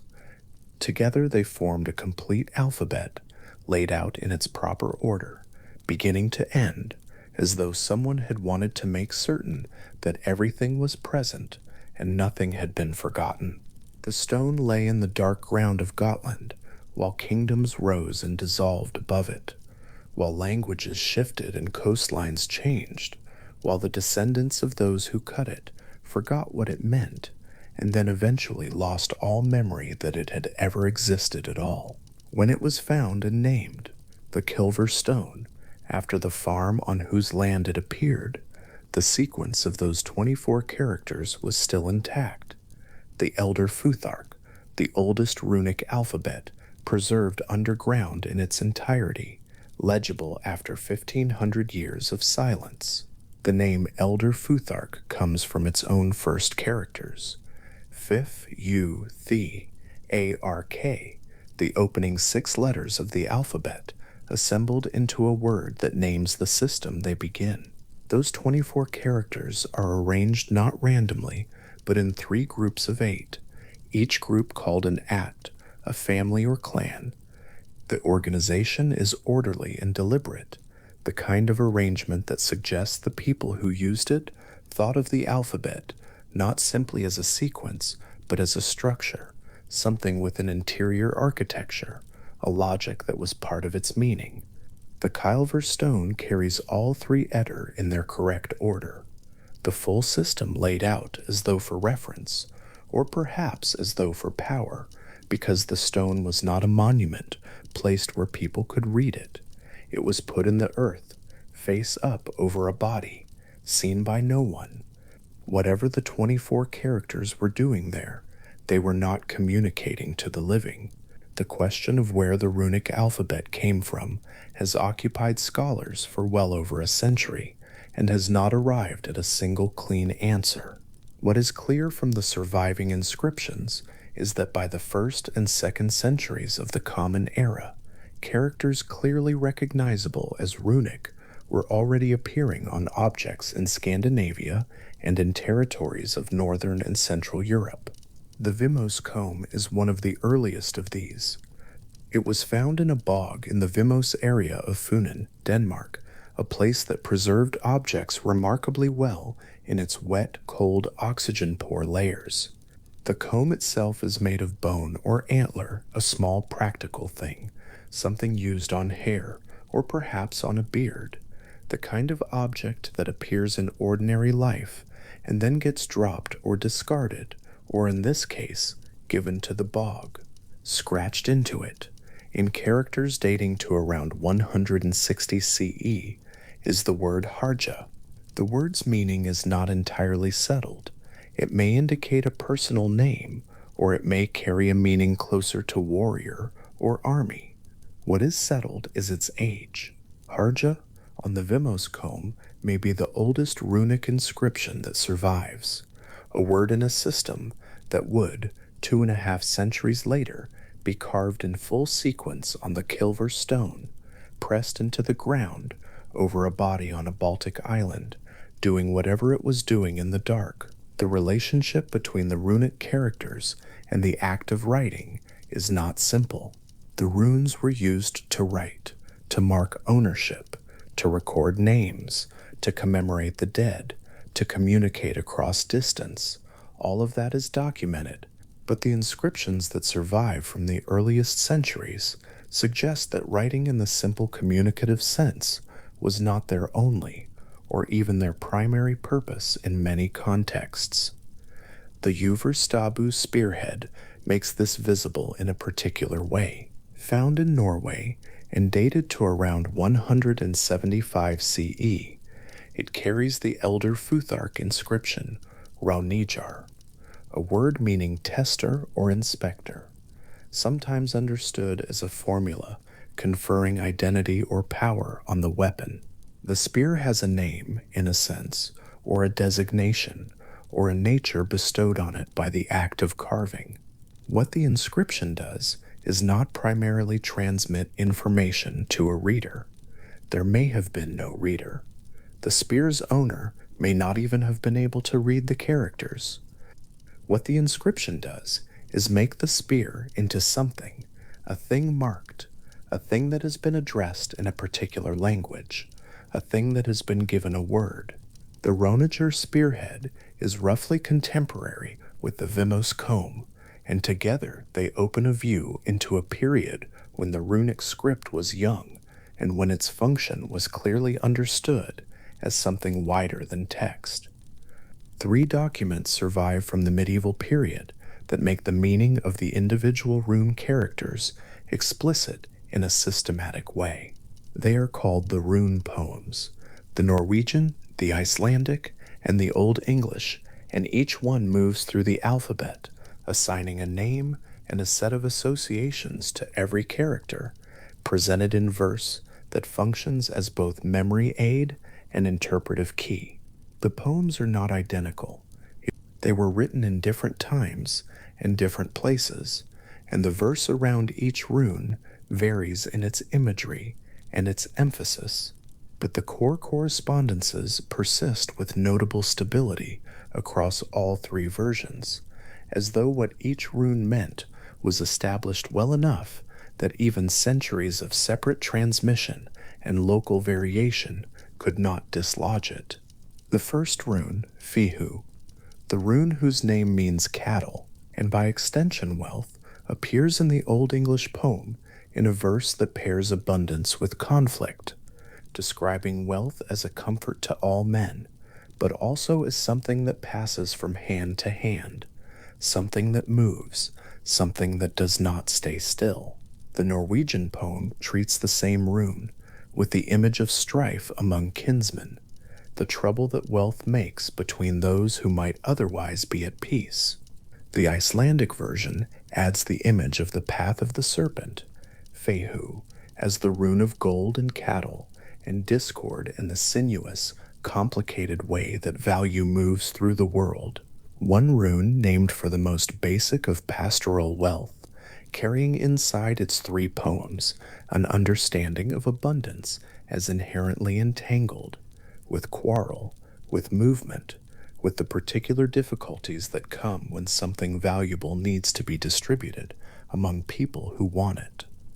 Turning each of these characters over, reading the poems alongside the carved stone inscriptions, produces an impression of a system whose components were meant to do a great deal with a small amount. 24 characters, each one a letter, yes, a phonetic unit, a piece of the machinery of writing, but also, according to the poems, a word with a meaning: cattle, aurochs, thorn, mouth, riding, torch, hail, need, ice, harvest, year, ewe, the lot cup, elk, sun, tear, birch, horse, man, water, ing, the ancestral home, the day. And each of those words carried, in the rune poems, a further set of associations, emotional, moral, agricultural, cosmological, that made the character itself a kind of condensed world.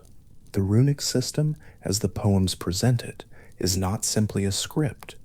It is an index of the things in the world that matter: livestock and weather and water and the god who holds his hand over fire, and the ancestor and the day that comes after the longest night. It is a way of cataloging what is real, what is present, what requires attention. In this light, The runes that Havamal describes Odin taking up from Yggdrasil are not simply the letters of an alphabet. They are the world, organized into 24 pieces small enough to hold. The Björketorp runestone stands in a field in Blekinge, in what is now the southernmost part of Sweden. It is not alone, it is one of 3 standing stones in a configuration, a monument assembled with care. The tallest of the 3 bears the inscription that has made Björketorp one of the most discussed runic sites in the scholarly literature. The text, dated to the 7th century CE, translates with reasonable confidence as a declaration of concealment and a threat, something to the effect that a master of runes has hidden runes of power here, and that whoever destroys the monument will be afflicted without ceasing. The punishment is not specified as an earthly punishment to be administered by a king or a community. The curse invokes the runes themselves, the knowledge of the runes, the power that comes from that knowledge, as the instrument of whatever consequence arrives. This is runic literacy presented not as a clerical or administrative skill, but as a capacity with consequence in the world, as something that, if invoked properly by someone who knows how, will reach forward in time and touch those who disturb what the stones protect. The person who cut those characters is gone, and has been gone for more than 1,300 years. The inscription remains in the field in Blekinge, its threat still formally present in the carved marks, still readable, still making its claim.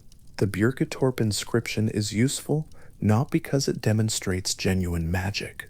The tradition's own understanding of what it was doing is what matters here, not any external judgment about efficacy, but because it makes clear what the people who used the runic system in the early medieval period believed the characters could do. Writing in this tradition is not a neutral act. To carve a rune is to put something into the world, and the thing put into the world has weight. The carver of the Björketorp stone describes themselves as a master of runes. The title is part of the inscription, part of what makes the threat credible, and claims that mastery as the source of the power the stones carry. What was learned, what was accumulated through the study and practice of the runic system, was understood as a form of capability that was both technical and, by the standards of the tradition, something closer to what a later era would call operational. The runes worked. Or rather, those who worked with them believed they worked, and built their monuments and their curses and their protections on that belief, and carved it into stone in language that expected to be taken seriously by anyone who read it. There is a category of small gold objects that appear in Scandinavian archaeology, concentrated in the migration period, roughly the 5th and 6th centuries CE, the same broad era as the Kilver stone. They are called bractitates, from a Latin word for a thin plate of metal, and they were pressed from gold into disc shapes, often with a suspension loop so they could be worn as pendants. Many of them carry runic inscriptions. The inscriptions vary. Some appear to be names, some appear to be formulas, some carry strings of characters whose meaning has not been recovered, but the detail that sits with particular interest is the question of orientation. Some bracteates were worn with the inscribed face turned inward, against the skin. The characters faced the body, not the world. Whatever the runes carved into the gold disc were doing, they were not doing it by being read. No one looking at the person wearing the bracteate could see the inscription. The runes were held close, pressed to the chest, doing whatever they did in contact with the person who wore them, inside the clothing, in the dark between the metal and the skin. The bracteate was not text in the communicative sense. It was something else, a held object, a carried thing, an arrangement of characters, kept intimate in a way that reading could not be. The image of characters functioning in the dark, unread but present, touches something that the rune poems make available if attended to carefully. When the Norwegian rune poem addresses Isa, the rune whose name means ice, its verse describes a bridge that is broad and blind, a bridge that anyone can cross. And when ice as a surface that holds weight, that can be relied upon, that spreads wide and offers passage, and that is also opaque, that conceals what is beneath it. The rune for ice is not just a phonetic unit representing a sound. It is ice, the thing itself, with its properties, its seasons, its uses, its dangers, its specific quality of covering the world in a kind of provisional stillness. To know the rune Isa is, in some sense, to know something about ice, about the nature of surfaces that hold and surfaces that give way. This is how the rune poems ask to be read, not as a glossary, but as a set of portraits, each one showing what a character contains when taken seriously as more than a letter. The transition from the elder Futhark's 24 characters to the later younger Futhark's 16, which appears in Scandinavia from roughly the 8th century onward, is one of the stranger developments in the history of the runic tradition, and worth resting on for a moment. The younger Futhark reduced the alphabet precisely at the time when the Norse languages it was being used to record were becoming more complex. The Viking Age, the period during which younger Futhark inscriptions proliferate most dramatically on rune stones across Scandinavia, is a period of rich linguistic variety, of elaborate skaldic poetry, of compound kennings and intricate verse forms. And the alphabet in use during this period had fewer characters, not more. Scholars have proposed various explanations for this compression, but no fully satisfying account has emerged. What the compression means for understanding the runes is that the system was not stable, not fixed, not a single unchanging thing received whole from some origin point. It was used, adapted, adjusted, argued over. It was alive in the way that any system people rely on is alive, responsive to them, shaped by them, carrying the marks of every generation that handled it. The elder Futhark itself, the 24 characters on the Kylver stone, may be older still than the first inscriptions that survive. The script had to come from somewhere.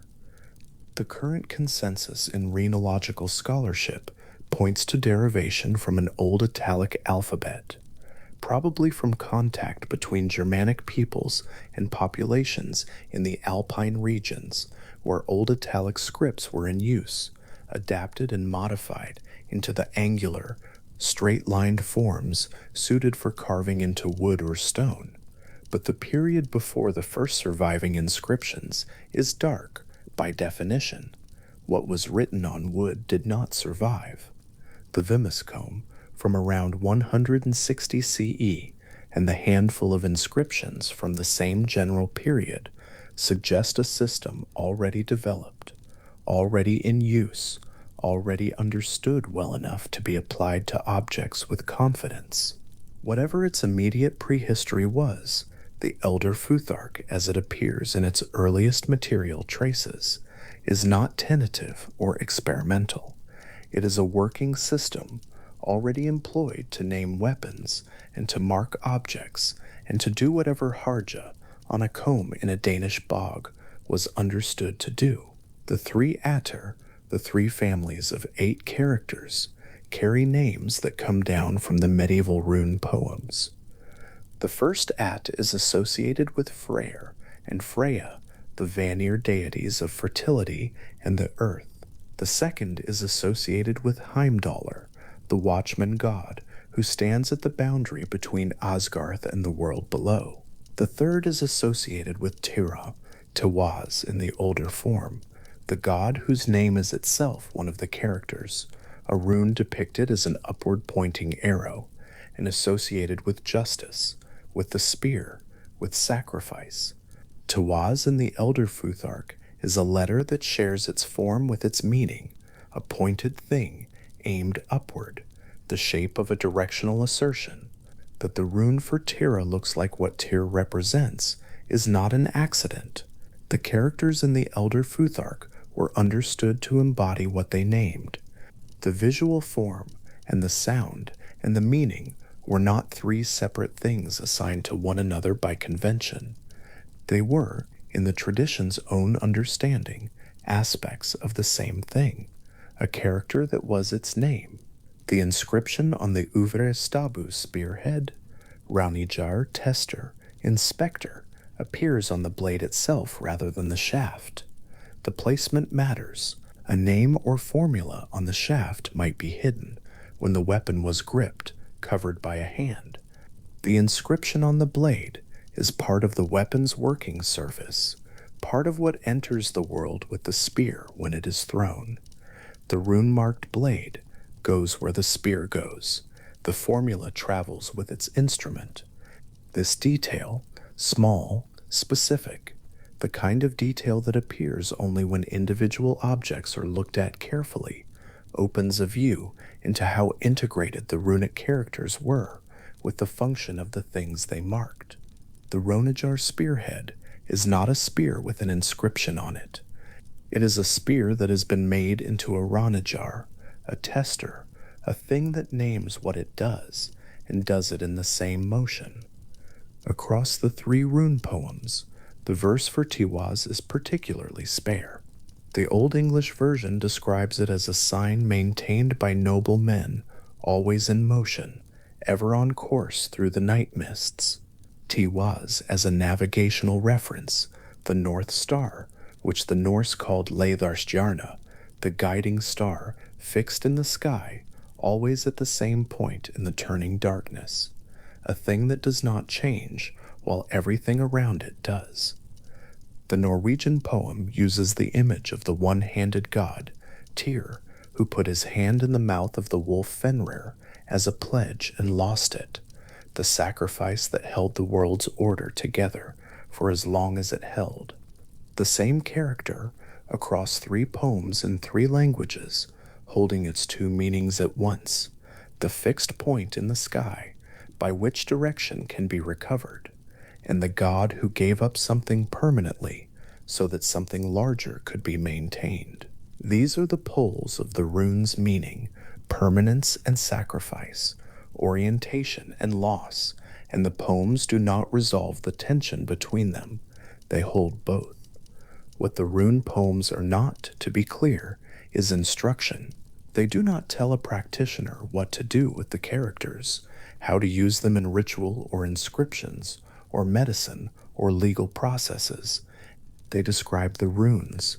They situate each character in a landscape of meaning, without specifying how to operate within that landscape. The operational knowledge, whatever it was presumably transmitted differently, through practice, through apprenticeship, through the kind of learning that does not leave a text behind. The poems are what survived. The doing that accompanied them has to be reconstructed from the inscriptions themselves, from objects like the Over Stabu spearhead and the Björkatorp stones, and the inward-facing bracteates, where the runes are caught in the act of being used rather than being described.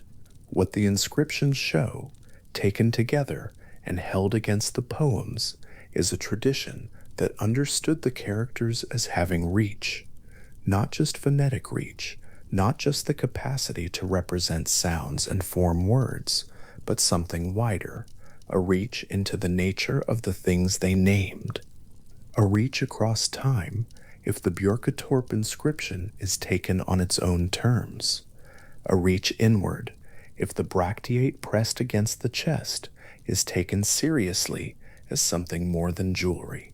The Codex Runicus, a vellum manuscript from around 1300 CE, roughly contemporary with the Codex Regius that preserves the Poetic Edda, contains the Scanian Law, a legal code from what is now southern Sweden, written entirely in runic characters. It is one of the few surviving legal texts in any tradition written in runes rather than in the Latin alphabet, and it sits oddly against the more common understanding of the runic script as primarily a tradition of short, object-bound inscriptions. The Codex Runicus demonstrates that the characters could do sustained prose, could carry the dense procedural language of law, could operate in exactly the kind of extended written document that Latin had dominated in the medieval North, that the choice was made by whoever commissioned or compiled the Codex Runicus to write a legal code in runes rather than Latin is itself a statement, though what precisely it is a statement about is a matter of interpretation. It may reflect pride in a local script. It may reflect a deliberate assertion of Scandinavian cultural specificity against the Latinate world of the Church. It may simply reflect the preferences of the particular scribal community involved. What it demonstrates, in any case, is that the elder Futhark and its successors were not limited in their range, were not scripts suited only to short formulas on metal weapons or memorial stones in fields. When the occasion called for it, the characters could carry as much as any alphabet.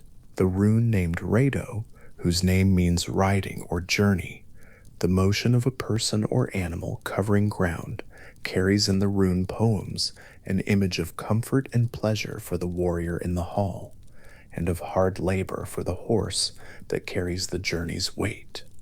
The same motion, the same crossing of distance, experienced entirely differently depending on where in the exchange a person sits.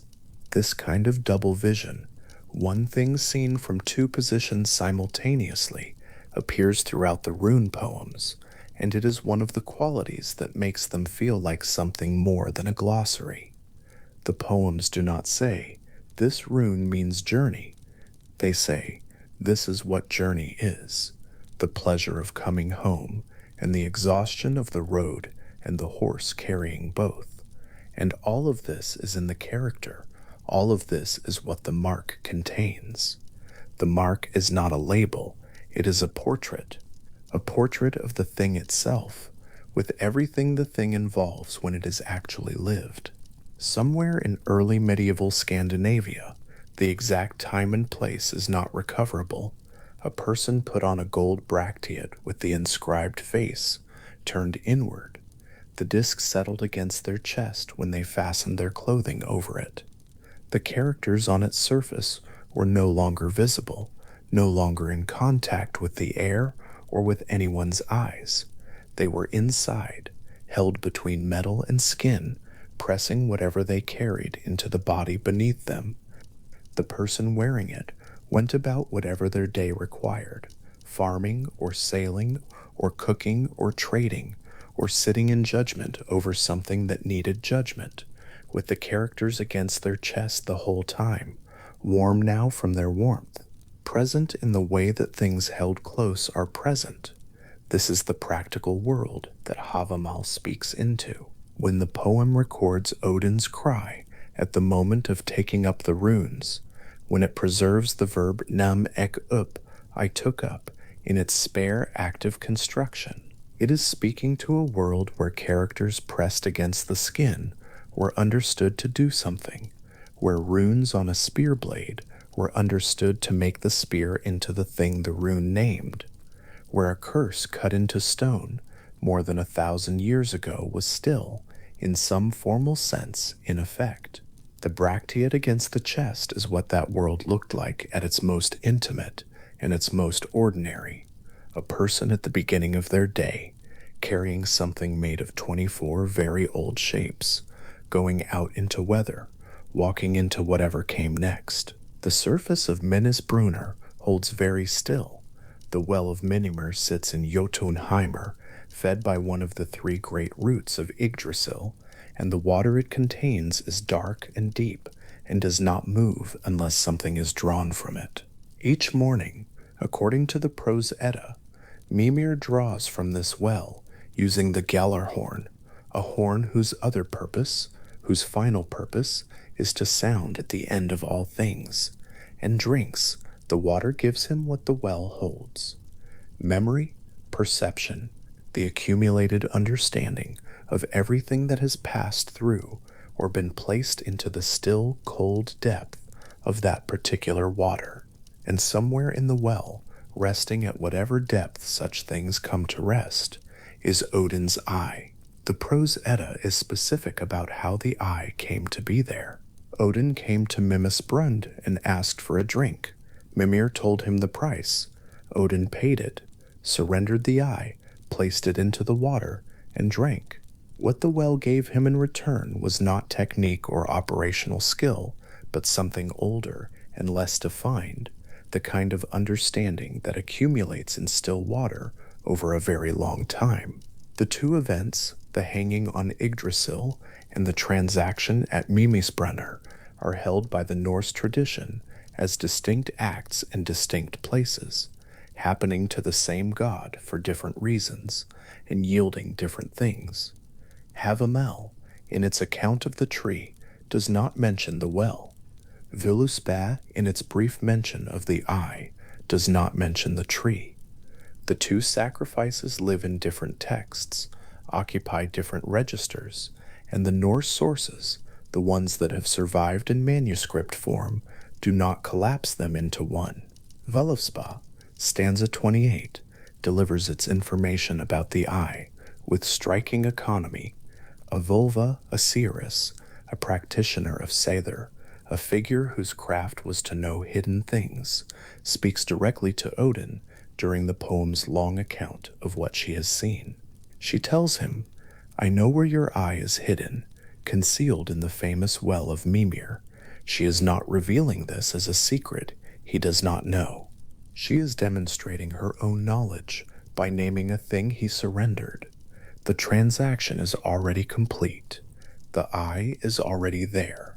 The stanza reads as though the audience is assumed to know the story well enough that a brief reference is all it needs, the way one might mention a scar to someone who was present when it was made. Snorri Sturluson, writing his prose Edda in Iceland in the 13th century, gives more detail than Völuspá does. In the section called Gylfaginning, the tricking of Gylfi, a frame narrative in which a Swedish king asks a series of cosmological questions and receives answers, Snorri records that Mimisbrunla lies beneath the root of Yggdrasil that reaches into Jotunheimr, the world of the giants. He specifies that Mimir is full of wisdom and knowledge because he drinks from the well each morning. He records that Odin came and asked that Mimir required the eye as a pledge, and that Odin agreed. Snorri uses the word pledge, not payment, not gift, but pledge. The eye is not destroyed or consumed. It remains in the well, a pledge left behind at the site of a transaction, as real and as permanent as the memory the water holds. This is the detail that makes the image settle differently than it might otherwise. Odin does not lose his eye in the sense of having it taken from him or damaged accidentally. He places it deliberately into the water as a condition of drinking, and then it stays. Every morning, when Mira draws from the well with the Gjallar horn and drinks, the water he draws passes over, or around, or through whatever the eye has become in that cold, still depth. The pledge and the payment exist in the same place. The eye is there now, as the well is drawn from each morning, as it was there when the Velva in Völuspá told Odin she knew where it was, as it is there in whatever ongoing present the myth describes.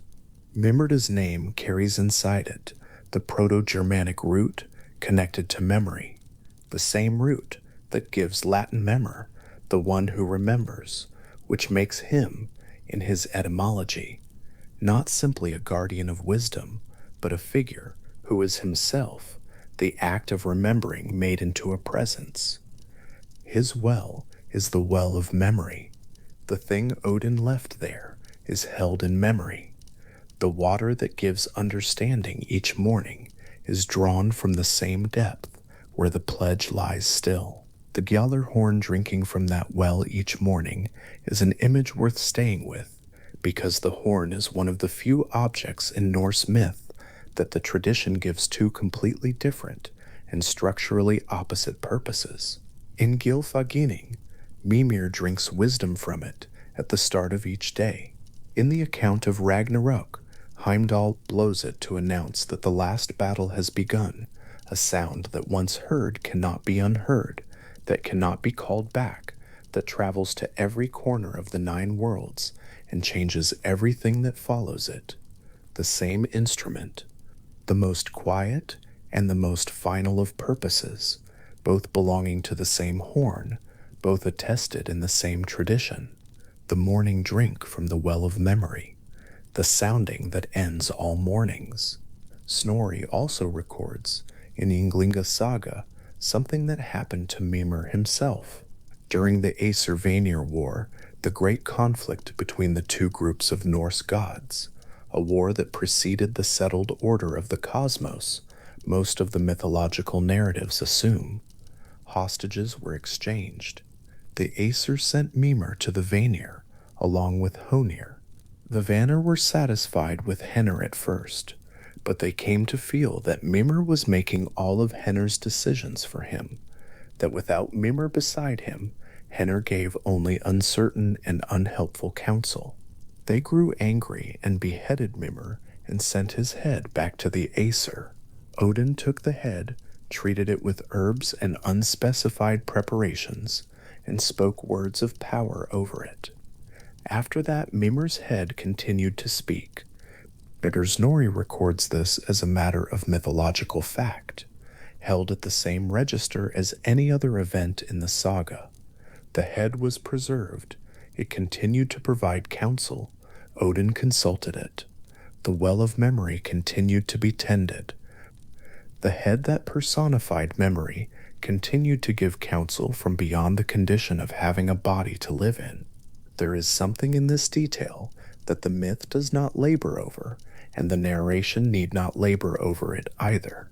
The Norse tradition holds an understanding of continued knowledge after death that runs through many of its accounts: the dead who still speak, the severed head that still counsels, the preserved counselor who continues to advise long after the conditions that would seem necessary for advising are no longer present.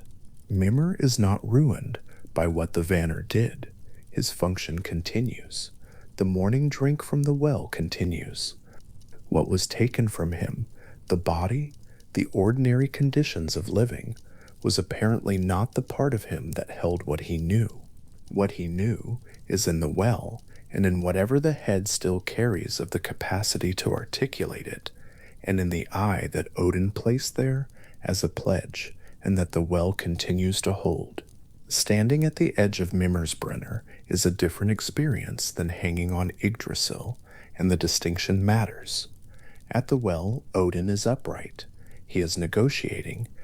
He comes to a specific location in Jotunheimr, has a specific conversation with a specific figure, agrees to a specific price, pays it, and receives what he came for. The transaction is formal, bilateral, intelligible as exchange. There is a cost that can be stated and a gain that can be described. What Odin drinks from the well gives him something that functions like deep understanding, the accumulated perception of someone who has been drinking from that water since before Odin arrived at the trunk of Yggdrasil. The scholars who work on these traditions, John Lindo, Rudolf Simic, Andy Orchard among them, are consistent in their treatment of the two events as distinct, different sources, different locations, different registers of what is yielded. The hanging gives runes, gives technique, gives the characters and their meanings and the operational knowledge of how to use them. The well gives something older, less defined, closer to the ground of understanding, from which technique eventually grows. Lindo, writing in his dictionary of Norse mythology, describes the two sacrifices as occupying separate positions in Odin's mythological biography. events that share a structure of self-expenditure, but differ in what is given, where, and what returns. Simek notes that the well myth and the hanging myth are transmitted through different textual channels, Voluspa's brief allusion and Snorri's prose account on one side, Havamal's first-person verse on the other.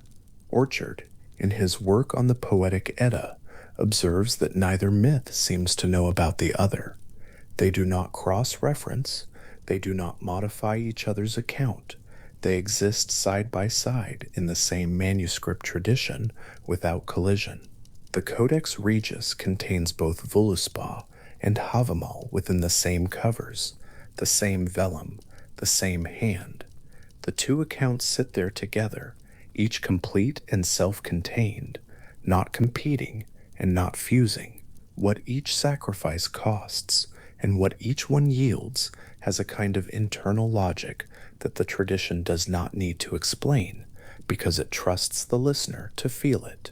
An eye is perception, the organ through which one sees what is present, what is visible, what is there to be discerned in the daylight world. To give an eye is to pay with the capacity for one kind of seeing in order to receive another kind. What the well holds is not visible. It is accumulated, submerged, held in still water, the kind of knowing that does not arrive in bright light, but in depth, in patience, in the long persistence of memory. The organ of surface vision becomes the price of deeper, older, less particular understanding. The body knows what it is paying when it gives the eye, and the tree holds something different again. 9 nights on the wind-tossed branches, wounded, without water or food, peering down into the dark below the roots. What comes up from that darkness is the runes, the characters, the shapes, the operational system, the practical instrument, not merely understanding, but form, the marks that can be made, the things that can be carved into stone or bone or wood and will carry their meaning forward through centuries.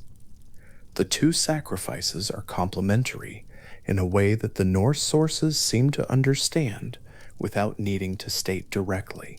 Together they give Odin both the ground of understanding, the memory and perception held in Mimir's well, and the specific technique through which understanding can be encoded, transmitted, and used. One goes down into depth, the other reaches across time through inscribed form. Both were paid for with something from Odin's own body. Both remain in the world as permanent features of the mythological landscape, the eye still in the water, the runes still moving through whatever they move through. Urthur's well and Mimisbrunn are both fed by the roots of Yggdrasil.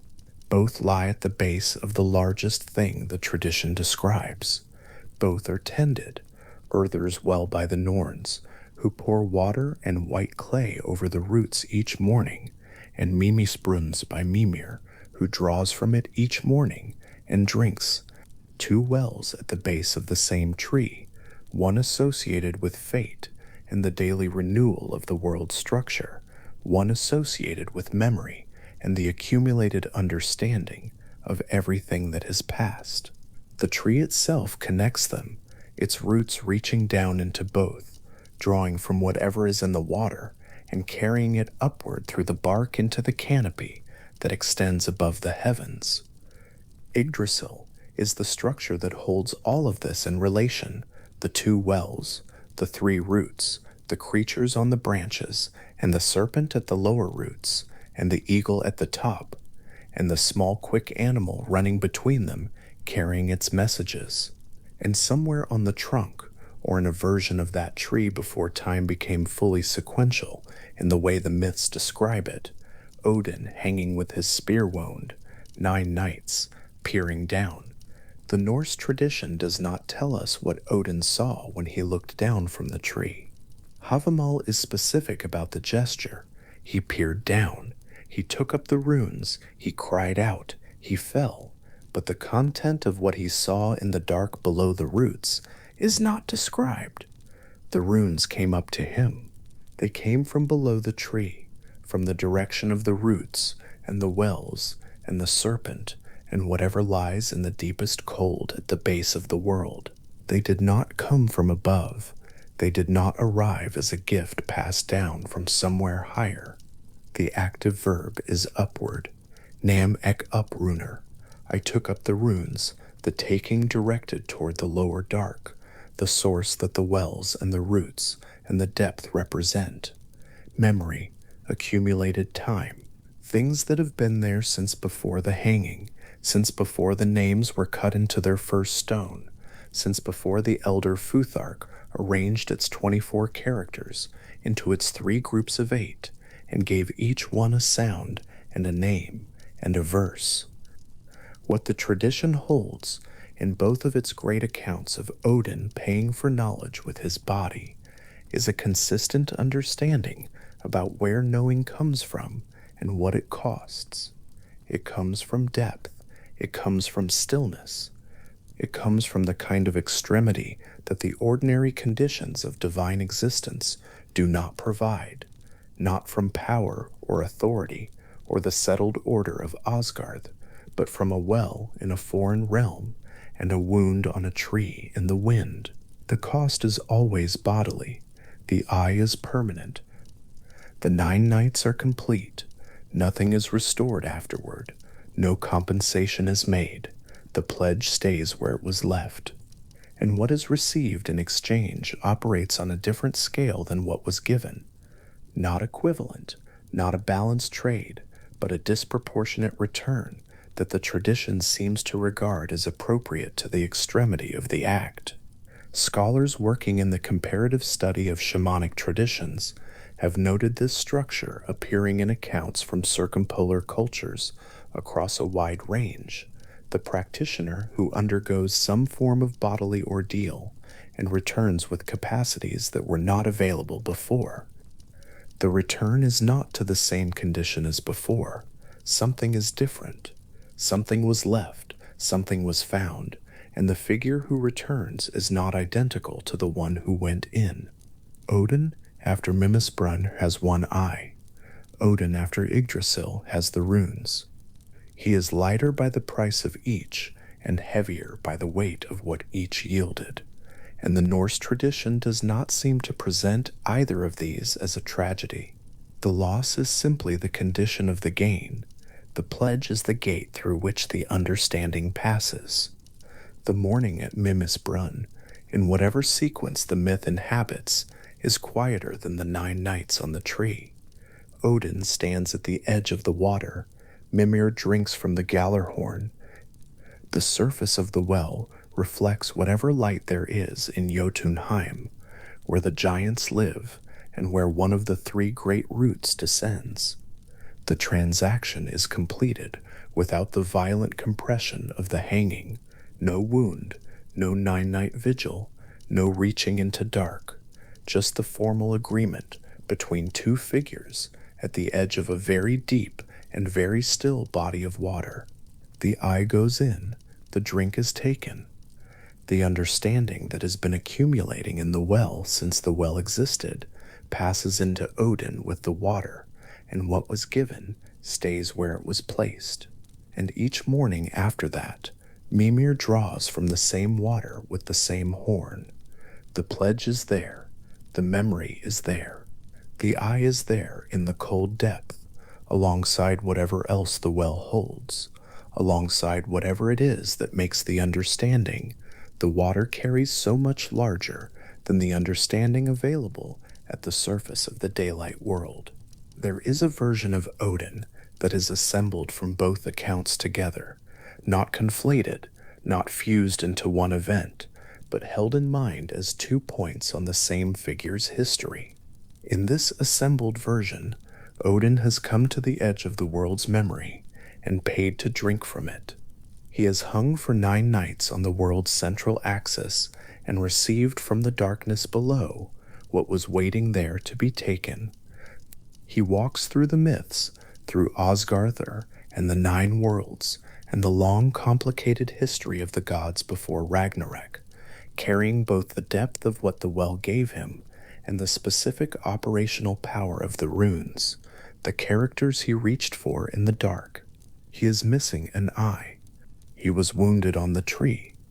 Neither of these things is hidden or compensated for. They are simply part of what he is, the permanent record of what the knowing cost. The Codex Regius holds both accounts within the same set of covers. It is a vellum manuscript, animal skin, prepared, written on by hand around 1270 CE in Iceland, small enough to be held in two hands, its pages dense with Old Norse script, in dark ink that has kept its shape on the vellum through the centuries without losing its legibility. Veluspa is in it. Havamal is in it. The Veliva's brief mention of the eye in the famous Well of Mimir sits in the same manuscript as Odin's first-person account of hanging on the wind-tossed tree for 9 nights and reaching down for the runes. The manuscript left Iceland in 1662 as a gift to the Danish king and returned in 1971 after more than 300 years to the Arni Magnusson Institute in Reykjavik. It is there now. The pages are in a climate-controlled room, the ink still holding its marks on the skin, the two accounts of Odin's 2 great acts of self-expenditure sitting in the same place they have sat since someone copied them by hand in the 13th century. Both wells are still at the roots of the tree, in the account the tradition gives of how things are.